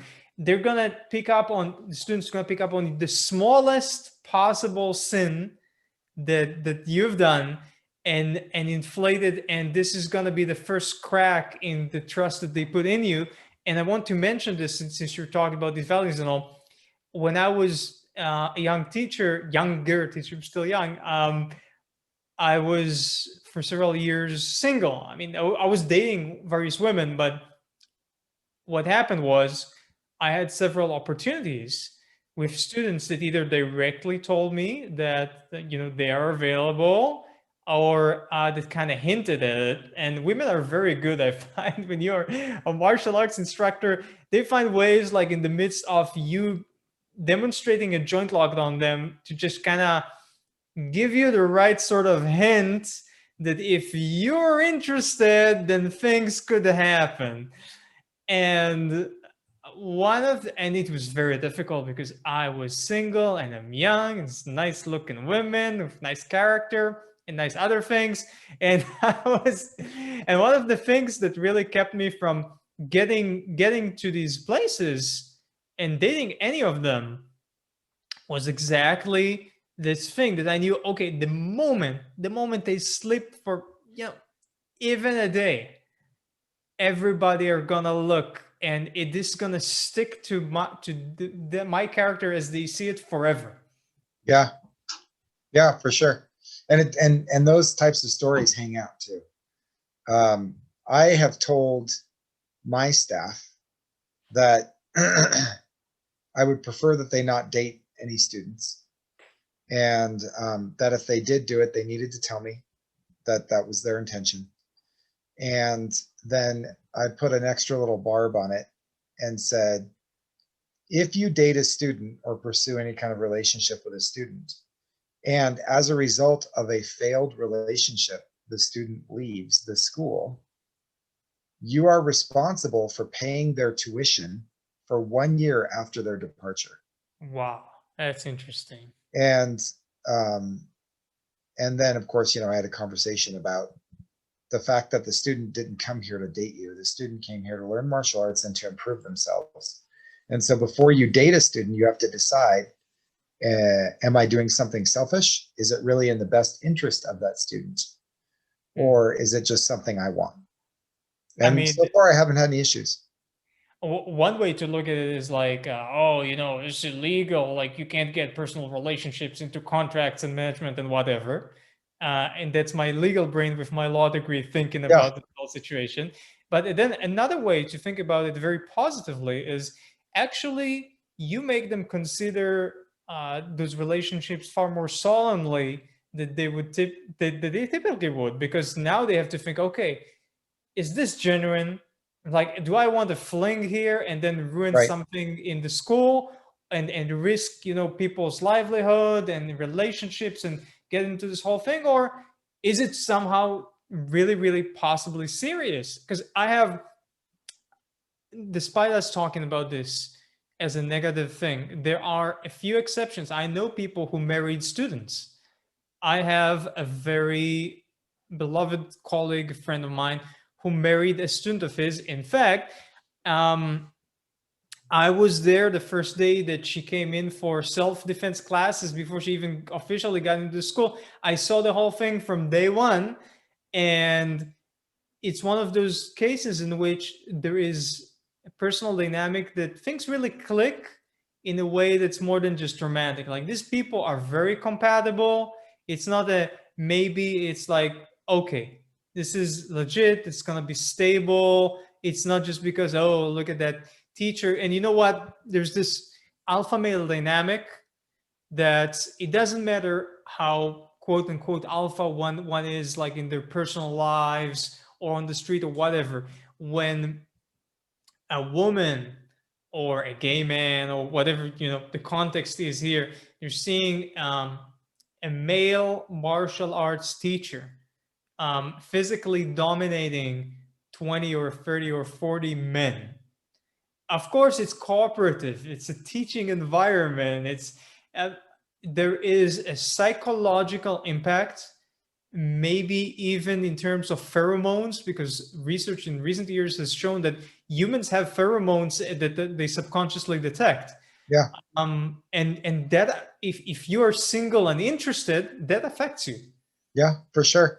And I mean, you can't, if you're a young single male, you couldn't ask for a better place to meet women, right? Exactly.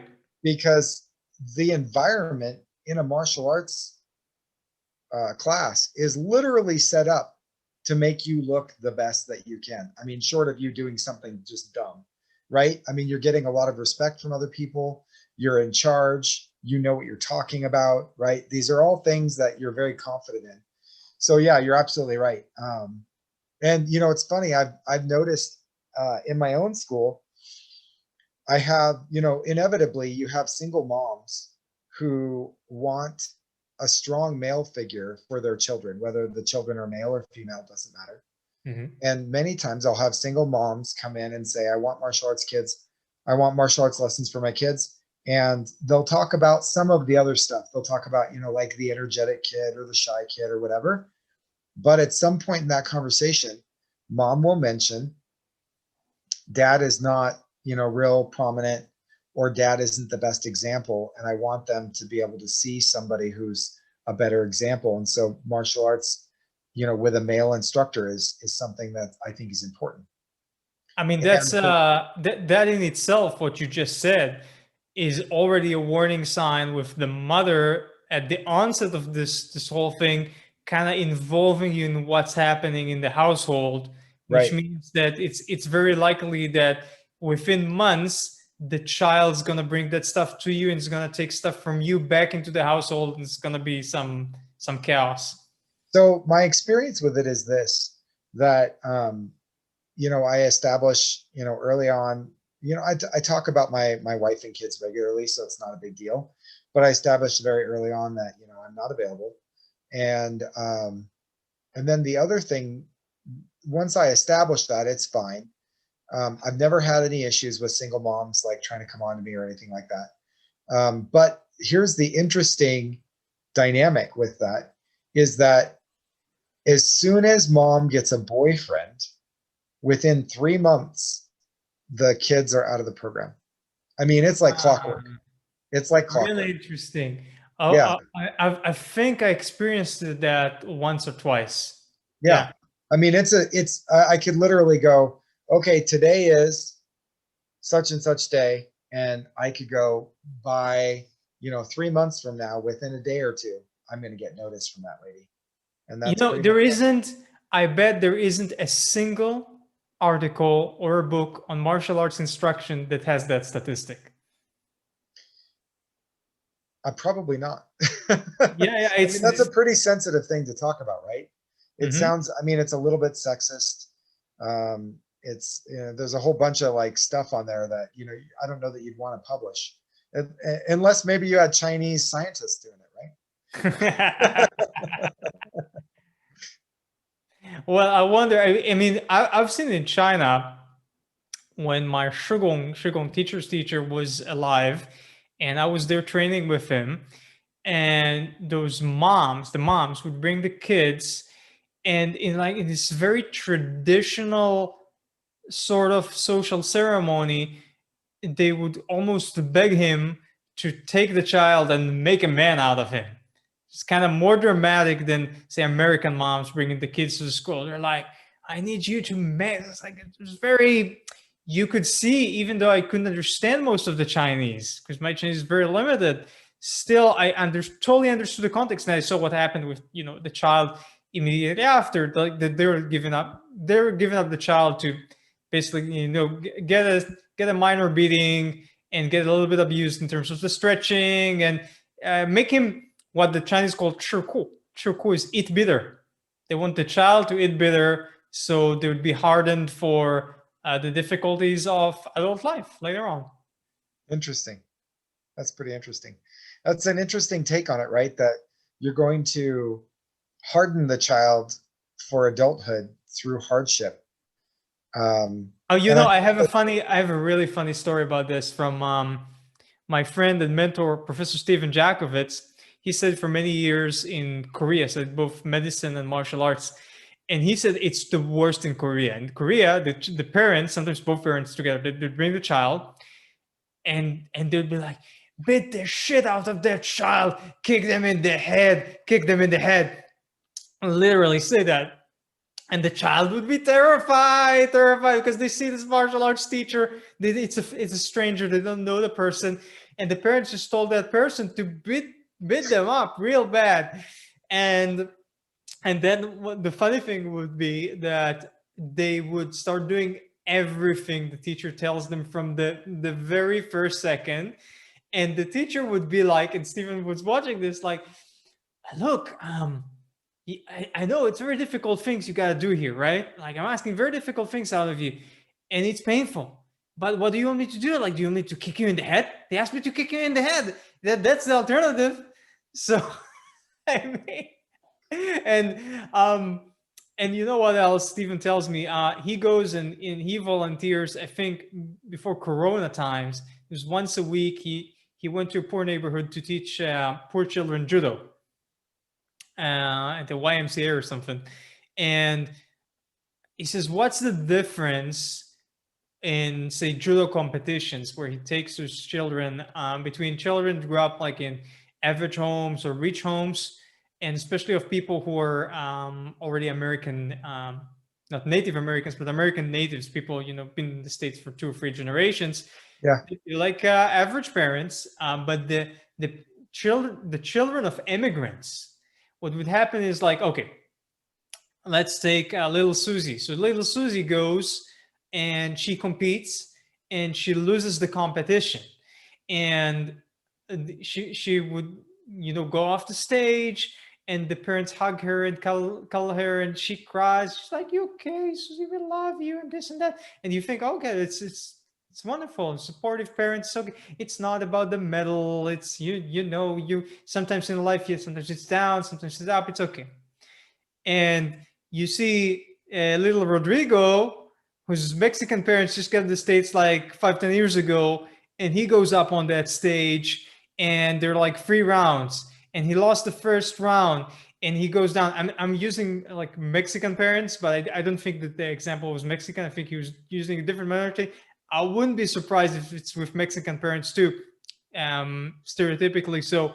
And he would see parents who would slap their kid. It's like, what the hell were you thinking? Wow, we came to this country to succeed. You're gonna succeed. You are a success. You are a winner. You're not a loser. You're gonna go out there. You're gonna rip them. You're gonna do this and that. And they kind of scare, threaten, bully the child. And the child, and it's like, you're not winning this round. You just wait. It's gonna be way worse when you get home. Way worse. So the child goes on stage for like second round, and the child in front of them is just a normal child. But that little Rodrigo, just here to have fun. yeah, and this little Rodrigo now is a crazed caged animal. He's gonna tear off his ear like Tyson. He's gonna go mad, because he's in a totally different place, and he just grabs the other kid and smashes their head to the floor, and it's a totally different mindset. So that's why, I mean, Stephen tells me always, it tends to be, it's not always, but with immigrant parents, or if it's families with more traditional mindset, the kids, they might not necessarily become millionaires or billionaires, but they got grit. brought up to have grit. Some ways that are, some parents might consider abusive, and it could be traumatic also, but in some sense it works. Right.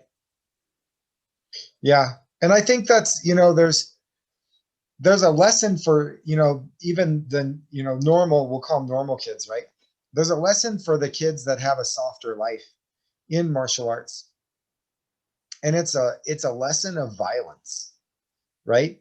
It's a lesson of understanding when they need to be violent and when they need to not be violent, right?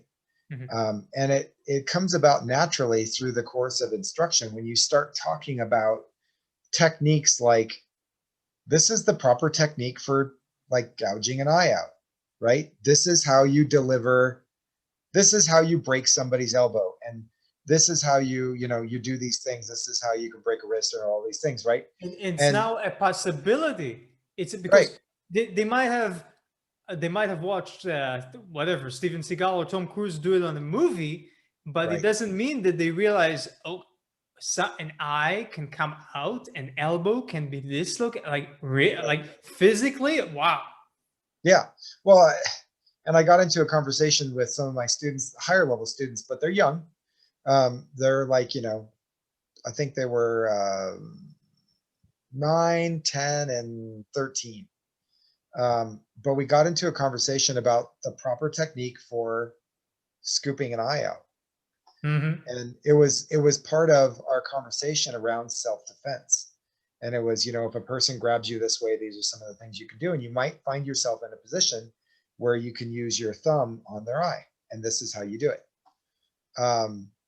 And it's usually around after students have been training with me for about a year to a year and maybe 14, 16 months.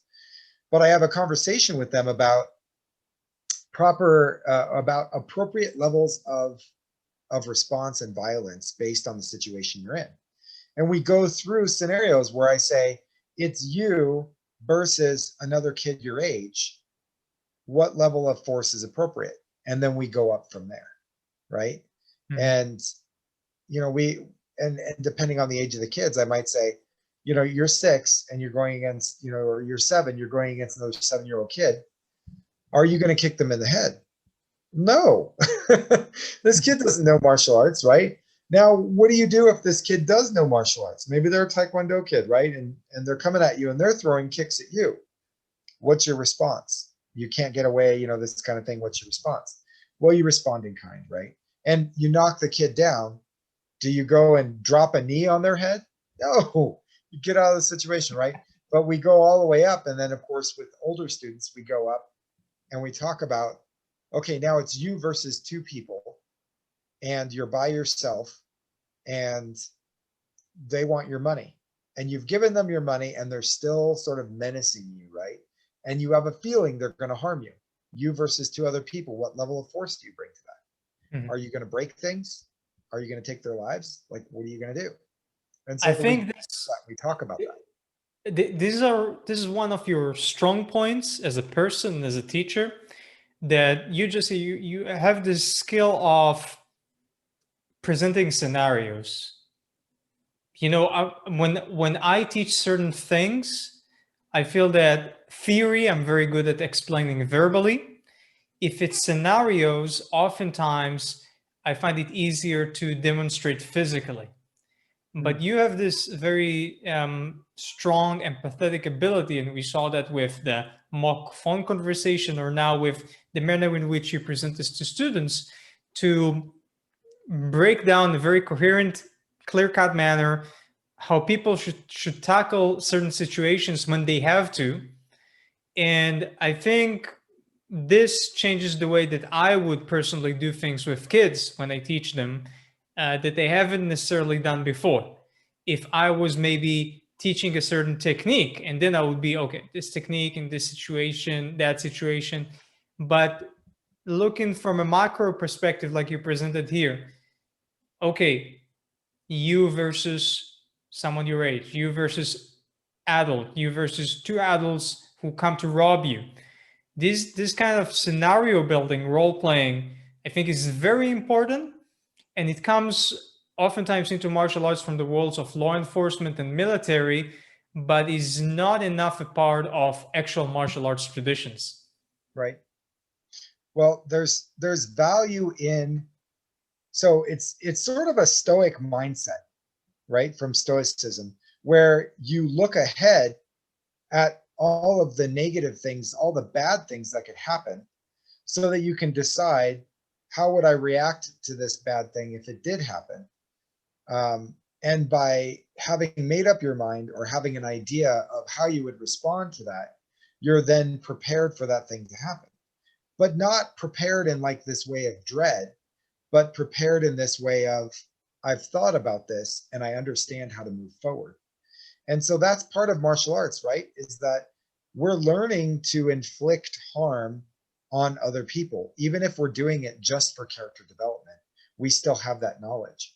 And it's important that we understand that we can do those things, and we have to set parameters around how we would use them, under what circumstances, and what level of force or violence we would bring to a situation to keep ourselves or our loved ones safe. And I've never had to use my martial arts since I've started training in anything other than a class setting. Mm-hmm. But I already know I've had that mental conversation with myself. And if I did find myself in a situation, I would know how to proceed. And I think it's important for students to do that too. I think this explains two things which seem contradictory that often happen. One is famously that someone has been training for 10, 20, 30 years. Here comes their first self-defense situation and they're totally clueless. And then the other scenario wherein a woman typically underwent like maybe one self-defense class or four or five of them. But when she is facing a rape attempt, she executes at least some of what she learned brilliantly and very effectively. And for many years I've asked myself, how come this happens? And from the woman's point of view, I've come to realize that sometimes when you have a singular experience, you just had one martial arts class in your entire life, or you only had four or five, then everything you ever knew about martial arts is condensed into these very few short-lived experiences. So you actually remember them. It's like Right. this one time that I went to this amazing waterfall. I'd always remember this one time. But if you lived right by that waterfall, you might not remember if you've been there next week because you've been there 100 times. Right. And so sometimes because something was a singular experience, it sticks in your physical and mental memory much better. But then with both the women and that example of either women or men who've trained for a long time but couldn't apply, it's exactly what you're talking about. It's this scenario rehearsal, right? Yeah. Well, and if you talk to somebody who practices martial arts that grew up in a rough neighborhood, their understanding, even if they haven't been in any altercations since they started practicing, their approach to how they learn and practice is very different than somebody who did not grow up in a place where there was a genuine threat of violence. Mhm. And it takes training to develop that mindset if you were not raised in an environment where there was a possibility you could get into a fist fight, or there was a possibility where you could get, mugged or whatever it is. Those people have a different mindset about their training, because to them it's real. It's, I might actually use this. Um, I don't know what to say for myself. I've never had to. I feel like I've been very fortunate. Um, I mean, we pressure test our techniques as best we can, but in the back of your mind, you always know when you're in class that ultimately you're safe. You might get injured, you might get hurt, maybe you get knocked out, but you know that when that happens, somebody's going to yell stop or time, and they're going to take care of you. It's not like on the street where if you get knocked out, you're that person, you're at that person's mercy. You know, So, my one of my teachers, Sifu Sapir Tal from Israel, he is really a master of creating of breaking that wall between the martial arts school and self-defense scenarios, because he views himself as a warrior and he takes that definition very seriously. So he would have all sorts of interesting ideas. For instance, he teaches at a community center on the second floor, and there's a long set of stairs leading to the second floor, and it's big spiral stairs. There's also an elevator. On occasion, every few months, he and one or two other students would gang up on a more advanced student, surprise them on the stairs or in the elevator, and attack them and jump them. Or otherwise, he also all sorts of crazy ideas. Like he would take like an electric shocker, but mm, like military grade one that can really zap you. Like yeah, if that yeah. thing touches you, you'd bounce against a wall. And he would have a class wherein that shocker is now a knife, but he is wielding the knife, not a student. Ah, And the students are scattered around the room. Every time he picks a different student and he starts chasing them with the thing and really trying to quote unquote stab them with the thing. And yeah, it hurts like a mother. And they have to use actual. He doesn't go to another student until the student used actual techniques from the curriculum to try and disarm it. It doesn't matter if they succeed or not, but they sure. try using the right movements. Yeah, And he would zap them once or twice. You know, I've seen it. yeah, yeah. I mean, that's good pressure testing, right? Yeah, That's but there's I mean, he did it with an actual shocker. There's now a product. Again, I'm not promoting this thing. I actually think it's way overpriced. Called the shock knife. You know these? no. It's basically this.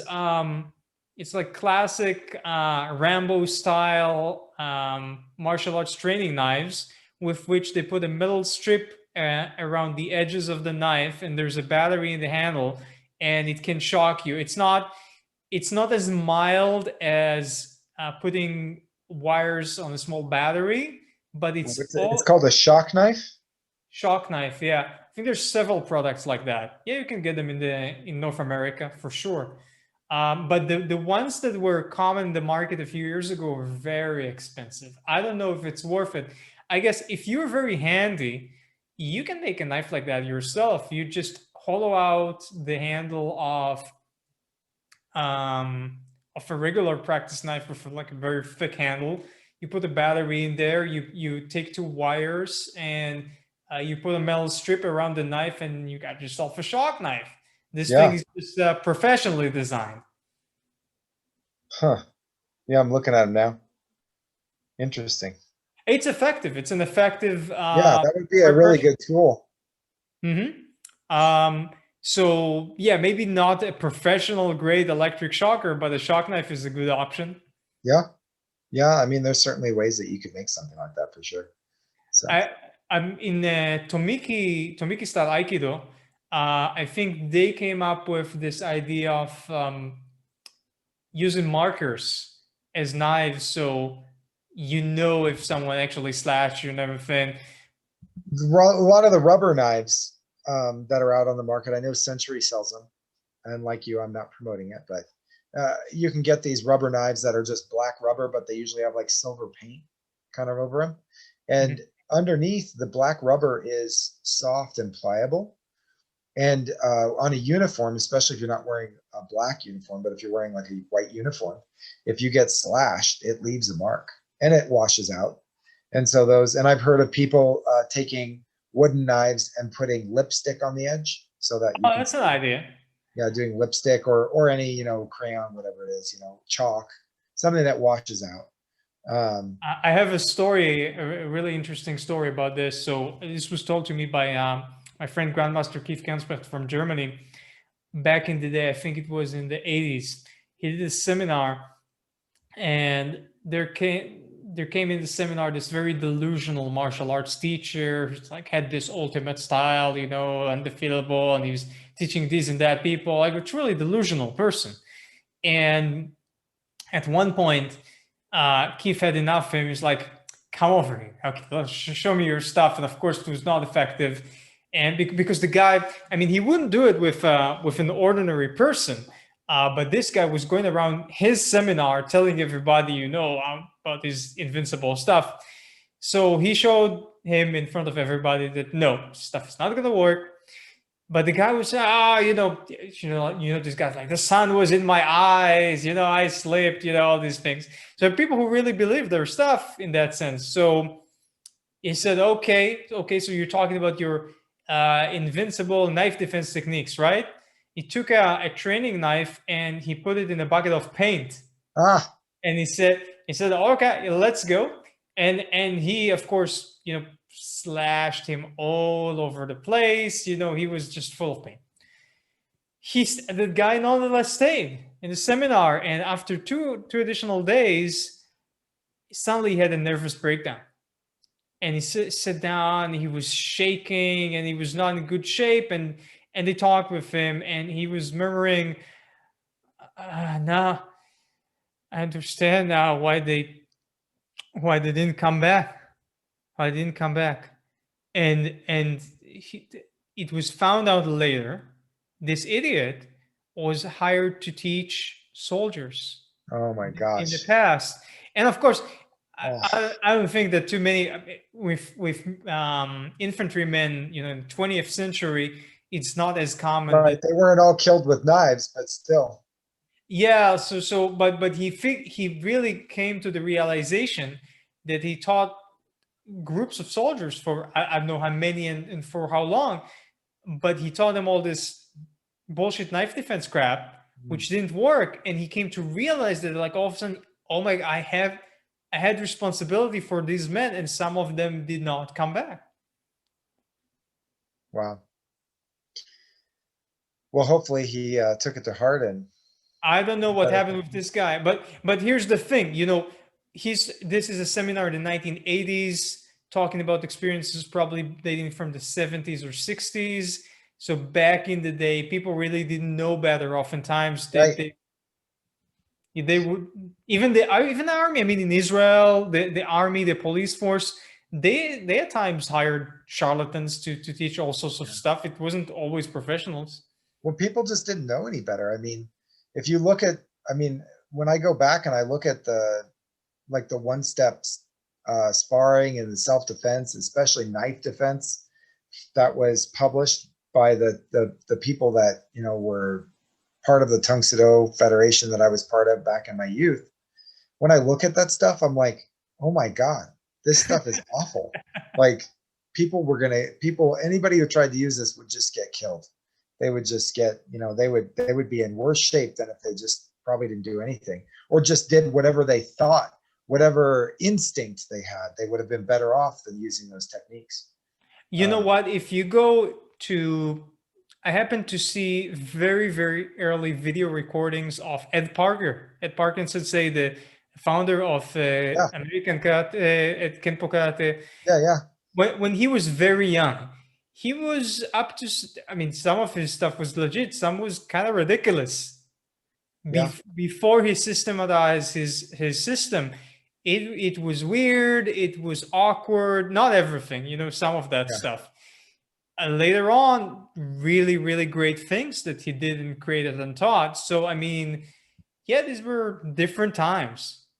I mean, it's part of the learning, right? Is that we come up with wacky stuff. And it's not until we explore the wacky stuff and get that out of our system that we come back to the boring stuff that was there the whole time, but is actually effective. The founder of Aikido on his deathbed, I think this is, like urban legend kind of thing, right? But supposedly on his deathbed, somebody asked him if he had any regrets. And he said, I was only just learning, or I was only just beginning to understand the basic punch, is what he said.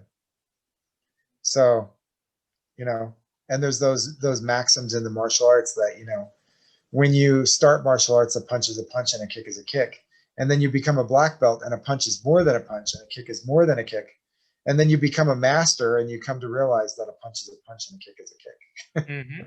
Yeah, yeah. So It comes from the that's an idiom from Buddhism that's instead of a punch and a kick, they use a mountain and a river. oh, okay. Okay. Yeah, that's Very the cool. source. But it's just as legit, yeah. Same Yeah, kind of absolutely. logic. All right. Do you have a little bit more time? Can we bring maybe one more issue?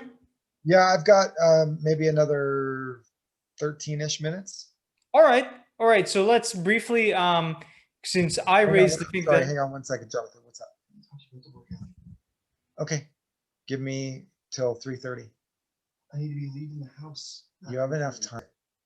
okay, so again, your experience, something else that you find that maybe most martial arts teachers or a lot of them maybe get wrong or don't think right about that we can talk? I mean, we certainly covered phone calls. We covered, the curriculum. I would say those are probably like the two big ones. The other thing too, this is a big one, and this is a larger topic than we have time for. But martial artists that open schools have gone pro as martial artists. What they haven't done is gone pro as business people. Oh. And that's a really big deal Mm-hmm. because, if you get into a lease for a commercial space, you're on the hook for the cost of that lease. Oh man, if I hadn't had my law degree, I would be lost. Sure. Yeah. And so, I mean, especially during COVID, there are a lot of martial arts schools that have gone out of business. And I don't know if, those people are just paying like a partial part of the rent, that kind of thing. I don't know how they're working that out. People have sort of a sense of shame around that. They shouldn't, but they probably do. But martial artists make the mistake of the same mistake that most entrepreneurs make. I don't know if you've ever listened to the book, The E-Myth. No. But the book, The E-Myth, is great. If you're any kind of an entrepreneur, which I know that you are, I would highly recommend that you either read the book or listen to the book. But it talks about the book is called The E-Myth, like the E, E-Myth. like the letter E. Yeah, I'll send you a link for it. Do you do audio or you prefer to read? We put links to it in I'll send you some links for the audio the book. interview, the description. Yeah. And so the problem with entrepreneurs is that they go into business to do something that they love to do or something that they've gone pro at, right? But what they haven't done is they haven't gone pro at being a business person. And so they get into their business, their chosen profession, as a business owner, as an entrepreneur. And they very quickly realize that there are all these other tasks that come along with doing that thing. And that a large part of what they do as an owner of the business is not the thing that they love anymore. And so they go into it, they don't have systems. They go into it, they don't have a basic understanding of how to really operate a business. So like the phone call thing we did earlier is a classic example.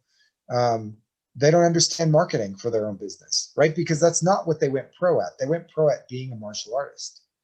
And so when martial artists decide to go pro and become an instructor and open their own school, if they have any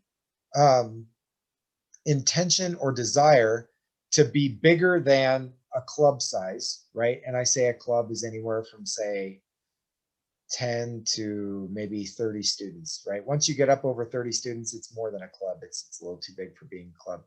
But if you have any intention on being bigger than that, you're running a business. You're no longer just teaching martial arts. You're an owner of a business, of a martial arts business. And I would say that's probably the next biggest mistake that they make. And immediately following that mistake, that going into business mistake without becoming, I like to say, if you're going to be a martial arts school owner, you have to be a black belt in your martial art, but you've also got to be a black belt in business. And you've got to acquire that knowledge very quickly. But the other big mistake that they don't make is realizing that you didn't get to where you're at as a martial artist without a teacher and a coach. You're not going to become a success in business without a teacher and a coach. You've got to get a business coach. Yeah, and that business mentor doesn't necessarily have to be a martial artist, or it can be a martial artist, but not necessarily from your tradition, because your Absolutely. tradition, the tradition doesn't necessarily matter. The No, business matters. no, the tradition doesn't matter. In fact, my martial arts business coach was closely related, but not a Tang Soo Do practitioner. He's a Taekwondo guy.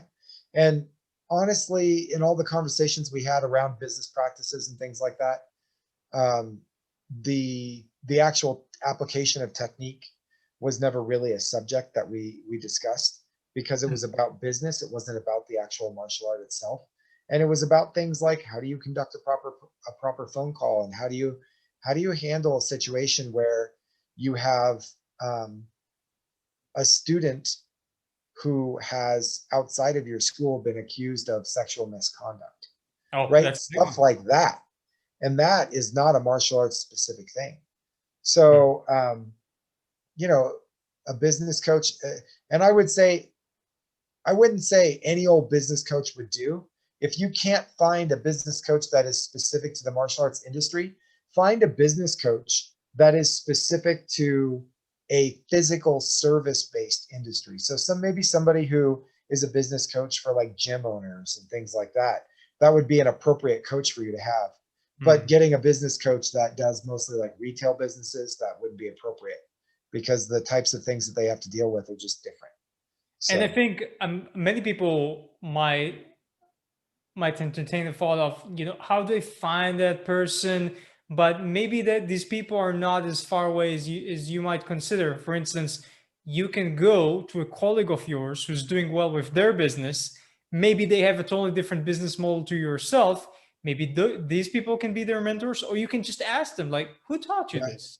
Most times, most times, if you're just looking for a little bit of advice here and there, you can go to other people that have been successful, and they're more than happy to offer up an opinion or help you work through a problem because they've had other people that did the same thing for them. It's not until you start to place some actual like demands on their time that they would, that they would say, well, I kind of need to be compensated, right? So like you and I did a little bit of coaching around your business when you were in that other city up in, I think you were in Vancouver, In Victoria, BC. Victoria, BC. So you were in Victoria, BC, and you and I got together a few times and talked a little bit about your business and some things that you were, having problems with. And I didn't have an issue with that. I was happy to do it. Now, if you had actually started making some money and you were like, hey, I want to formalize this, then I would have said, okay, well, let's talk about some money then. But while you were just, trying to make ends meet, just trying to get your school off the ground, I would have been happy to help you probably for, a year or so until you really got up and operating. To So, which I'm eternally thankful to you, Jesse. And this is how I got to. I mean, I knew Jesse from before. As a very casual colleague on Facebook, but it is when I needed some business advice that we really got talking, and he helped me a lot. And one of the things that I learned from the experience, not necessarily from Jesse, was sometimes, as they say in Hebrew, you change your location, you change your luck, and it's not always about who you are or what you do or even how you do it. Some places you do much better than others by default. And I would like to give the example of what my wife and I experienced here in Canada. So, for instance, we're in this sleepy town of Victoria, British Columbia, an amazing place to live. Nice people, incredible nature, scenery. You live by the ocean. It's all, you can eat fresh from the ocean. Terrific lifestyle, very quiet, very bad for entrepreneurs because it's a sleepy tourist town. So, this is a thing that I think all entrepreneurs ought to know. I mean, there are only so many types of business that you can get done in a small tourist town. Maybe martial arts is not one of them because the majority of the population, or a large percentage of the population, are the tourists or people who cater for the tourists. And that's not necessarily always the type of population that's interested in martial arts or, doing anything long term for that matter. However, from there, we moved to Toronto and just give you the numbers with my wife. Um, in Victoria, BC. We've been there for 6 months. She had like 13 students. We moved to Toronto. She got 75 students in 3 months, Wow. with a third of the work she had to put in Victoria. And that's just because Toronto, even though we live in the suburbs of Toronto, has the dynamic of a big city. Now, what does that mean? Even if you're, and we're not downtown, we're not like in a place like New York City. Relative to Toronto, we are akin to living in Long Island. But anything that's a big city like that, or even the suburbs that surround a big city, have a dynamic of people that want to do and they want to achieve, and it also reflects on their children. They want their children to do and achieve, so they want their children to have pastime activities, and several of them, and they're willing to put in the money to make their children successful and have strong characters and build them up in from all sorts of angles. These are sorts of aspirations that are not necessarily reflective of the majority of the population in a small tourist town. Yeah, for sure. I mean, definitely tourist towns, the people that live there, it's cyclic. They go off of, what's happening in the tourism industry.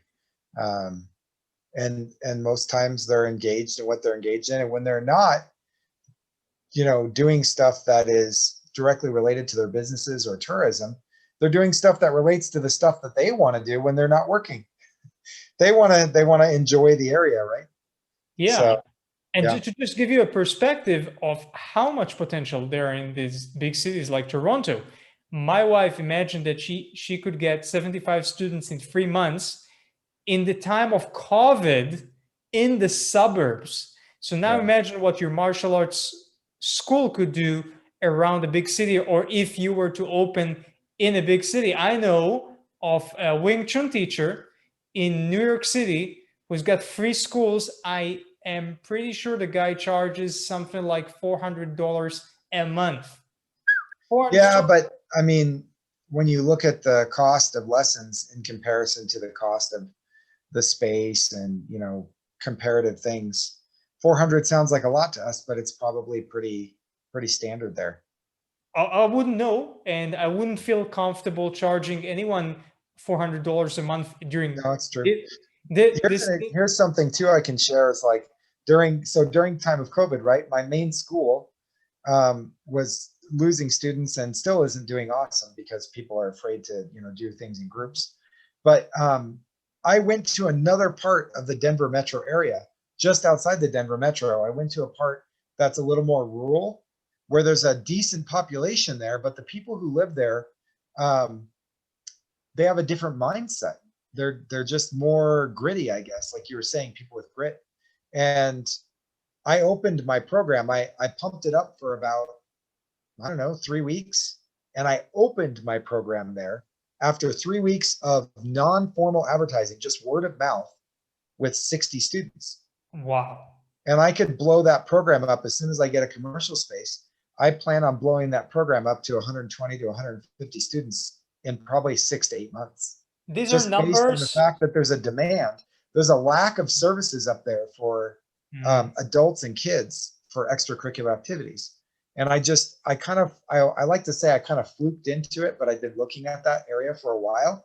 I just didn't realize how much demand there really was until I actually looked into it. And so there's always that thing that can happen, that sort of that lightning strike that you can stumble on. But stumbling isn't really stumbling. It's I put work into it. I looked for it, and based on my findings, I took action. And so luck isn't usually luck. Luck is usually work. Well, two short things here. First of all, 60 students in 3 weeks are the kind of numbers that I haven't heard colleagues of mine get since the 1980s. So that's brilliant. Second of all, I think it's because you came in with this program that has been, like you said, it's been built for many years already. So from the first student already, right, you had that thing formalized. There's a path, right? If you have success in a place, you can take all those lessons and apply those same lessons when you go somewhere else. And so your time to ramp up is so much shorter than it was when you were finding the way. You already know the path. You just have to retread that same path when you change locations. And so I know when you when you guys decide to move, um, you're going to be able to ramp things up very quickly. And the same thing for your wife. She's going to be able to ramp up very quickly. She might not get 75 students in 3 months, but she's going to have faster success every time she does it again. Mm-hmm. All right. So Jesse, this has been an amazing conversation, and I'm I so agree. happy. I've had a lot of fun. Yeah, I'm so happy we've had you on the podcast. We'll definitely have you again, and I'm certain that the wise things you shared with us would be of tremendous aid to many martial arts teachers worldwide. I hope so. Thank you again for having me on, Jonathan. Thank you for coming on, and have a wonderful day. Catch All up with right. you. Thank you. All right. Bye-bye. Bye. Okay. Well, wasn't that a great conversation? Jesse truly has this fantastic ability to harmonize himself with just about anyone with whom he's speaking, and I think this is a big part of his success, commercially speaking, and on the personal level and the professional level as a martial arts teacher.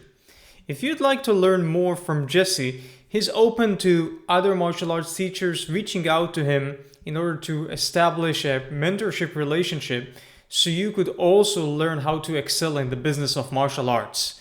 If you're only gonna ask a question here and there, that's fine, he'd be happy to help. But if you'd like to have long-term assistance, then by all means, please set up some form of fees to be paid, all right? Because the man has got to make a living, and such things tend to be time-consuming. And some more advice is readily available on my best-selling book, The Martial Arts Teacher. Go on Amazon, look for The Martial Arts Teacher. Make sure you're purchasing the second edition with the cover saying The Martial Arts Teacher 2. It's out there, folks. Thus far, there were several exceptional guests on the podcast, and you're welcome to go into the channel and look for their interviews. And don't forget to tap that subscribe button to keep up with the channel, because many more fantastic guests are coming. Until next time, see you around.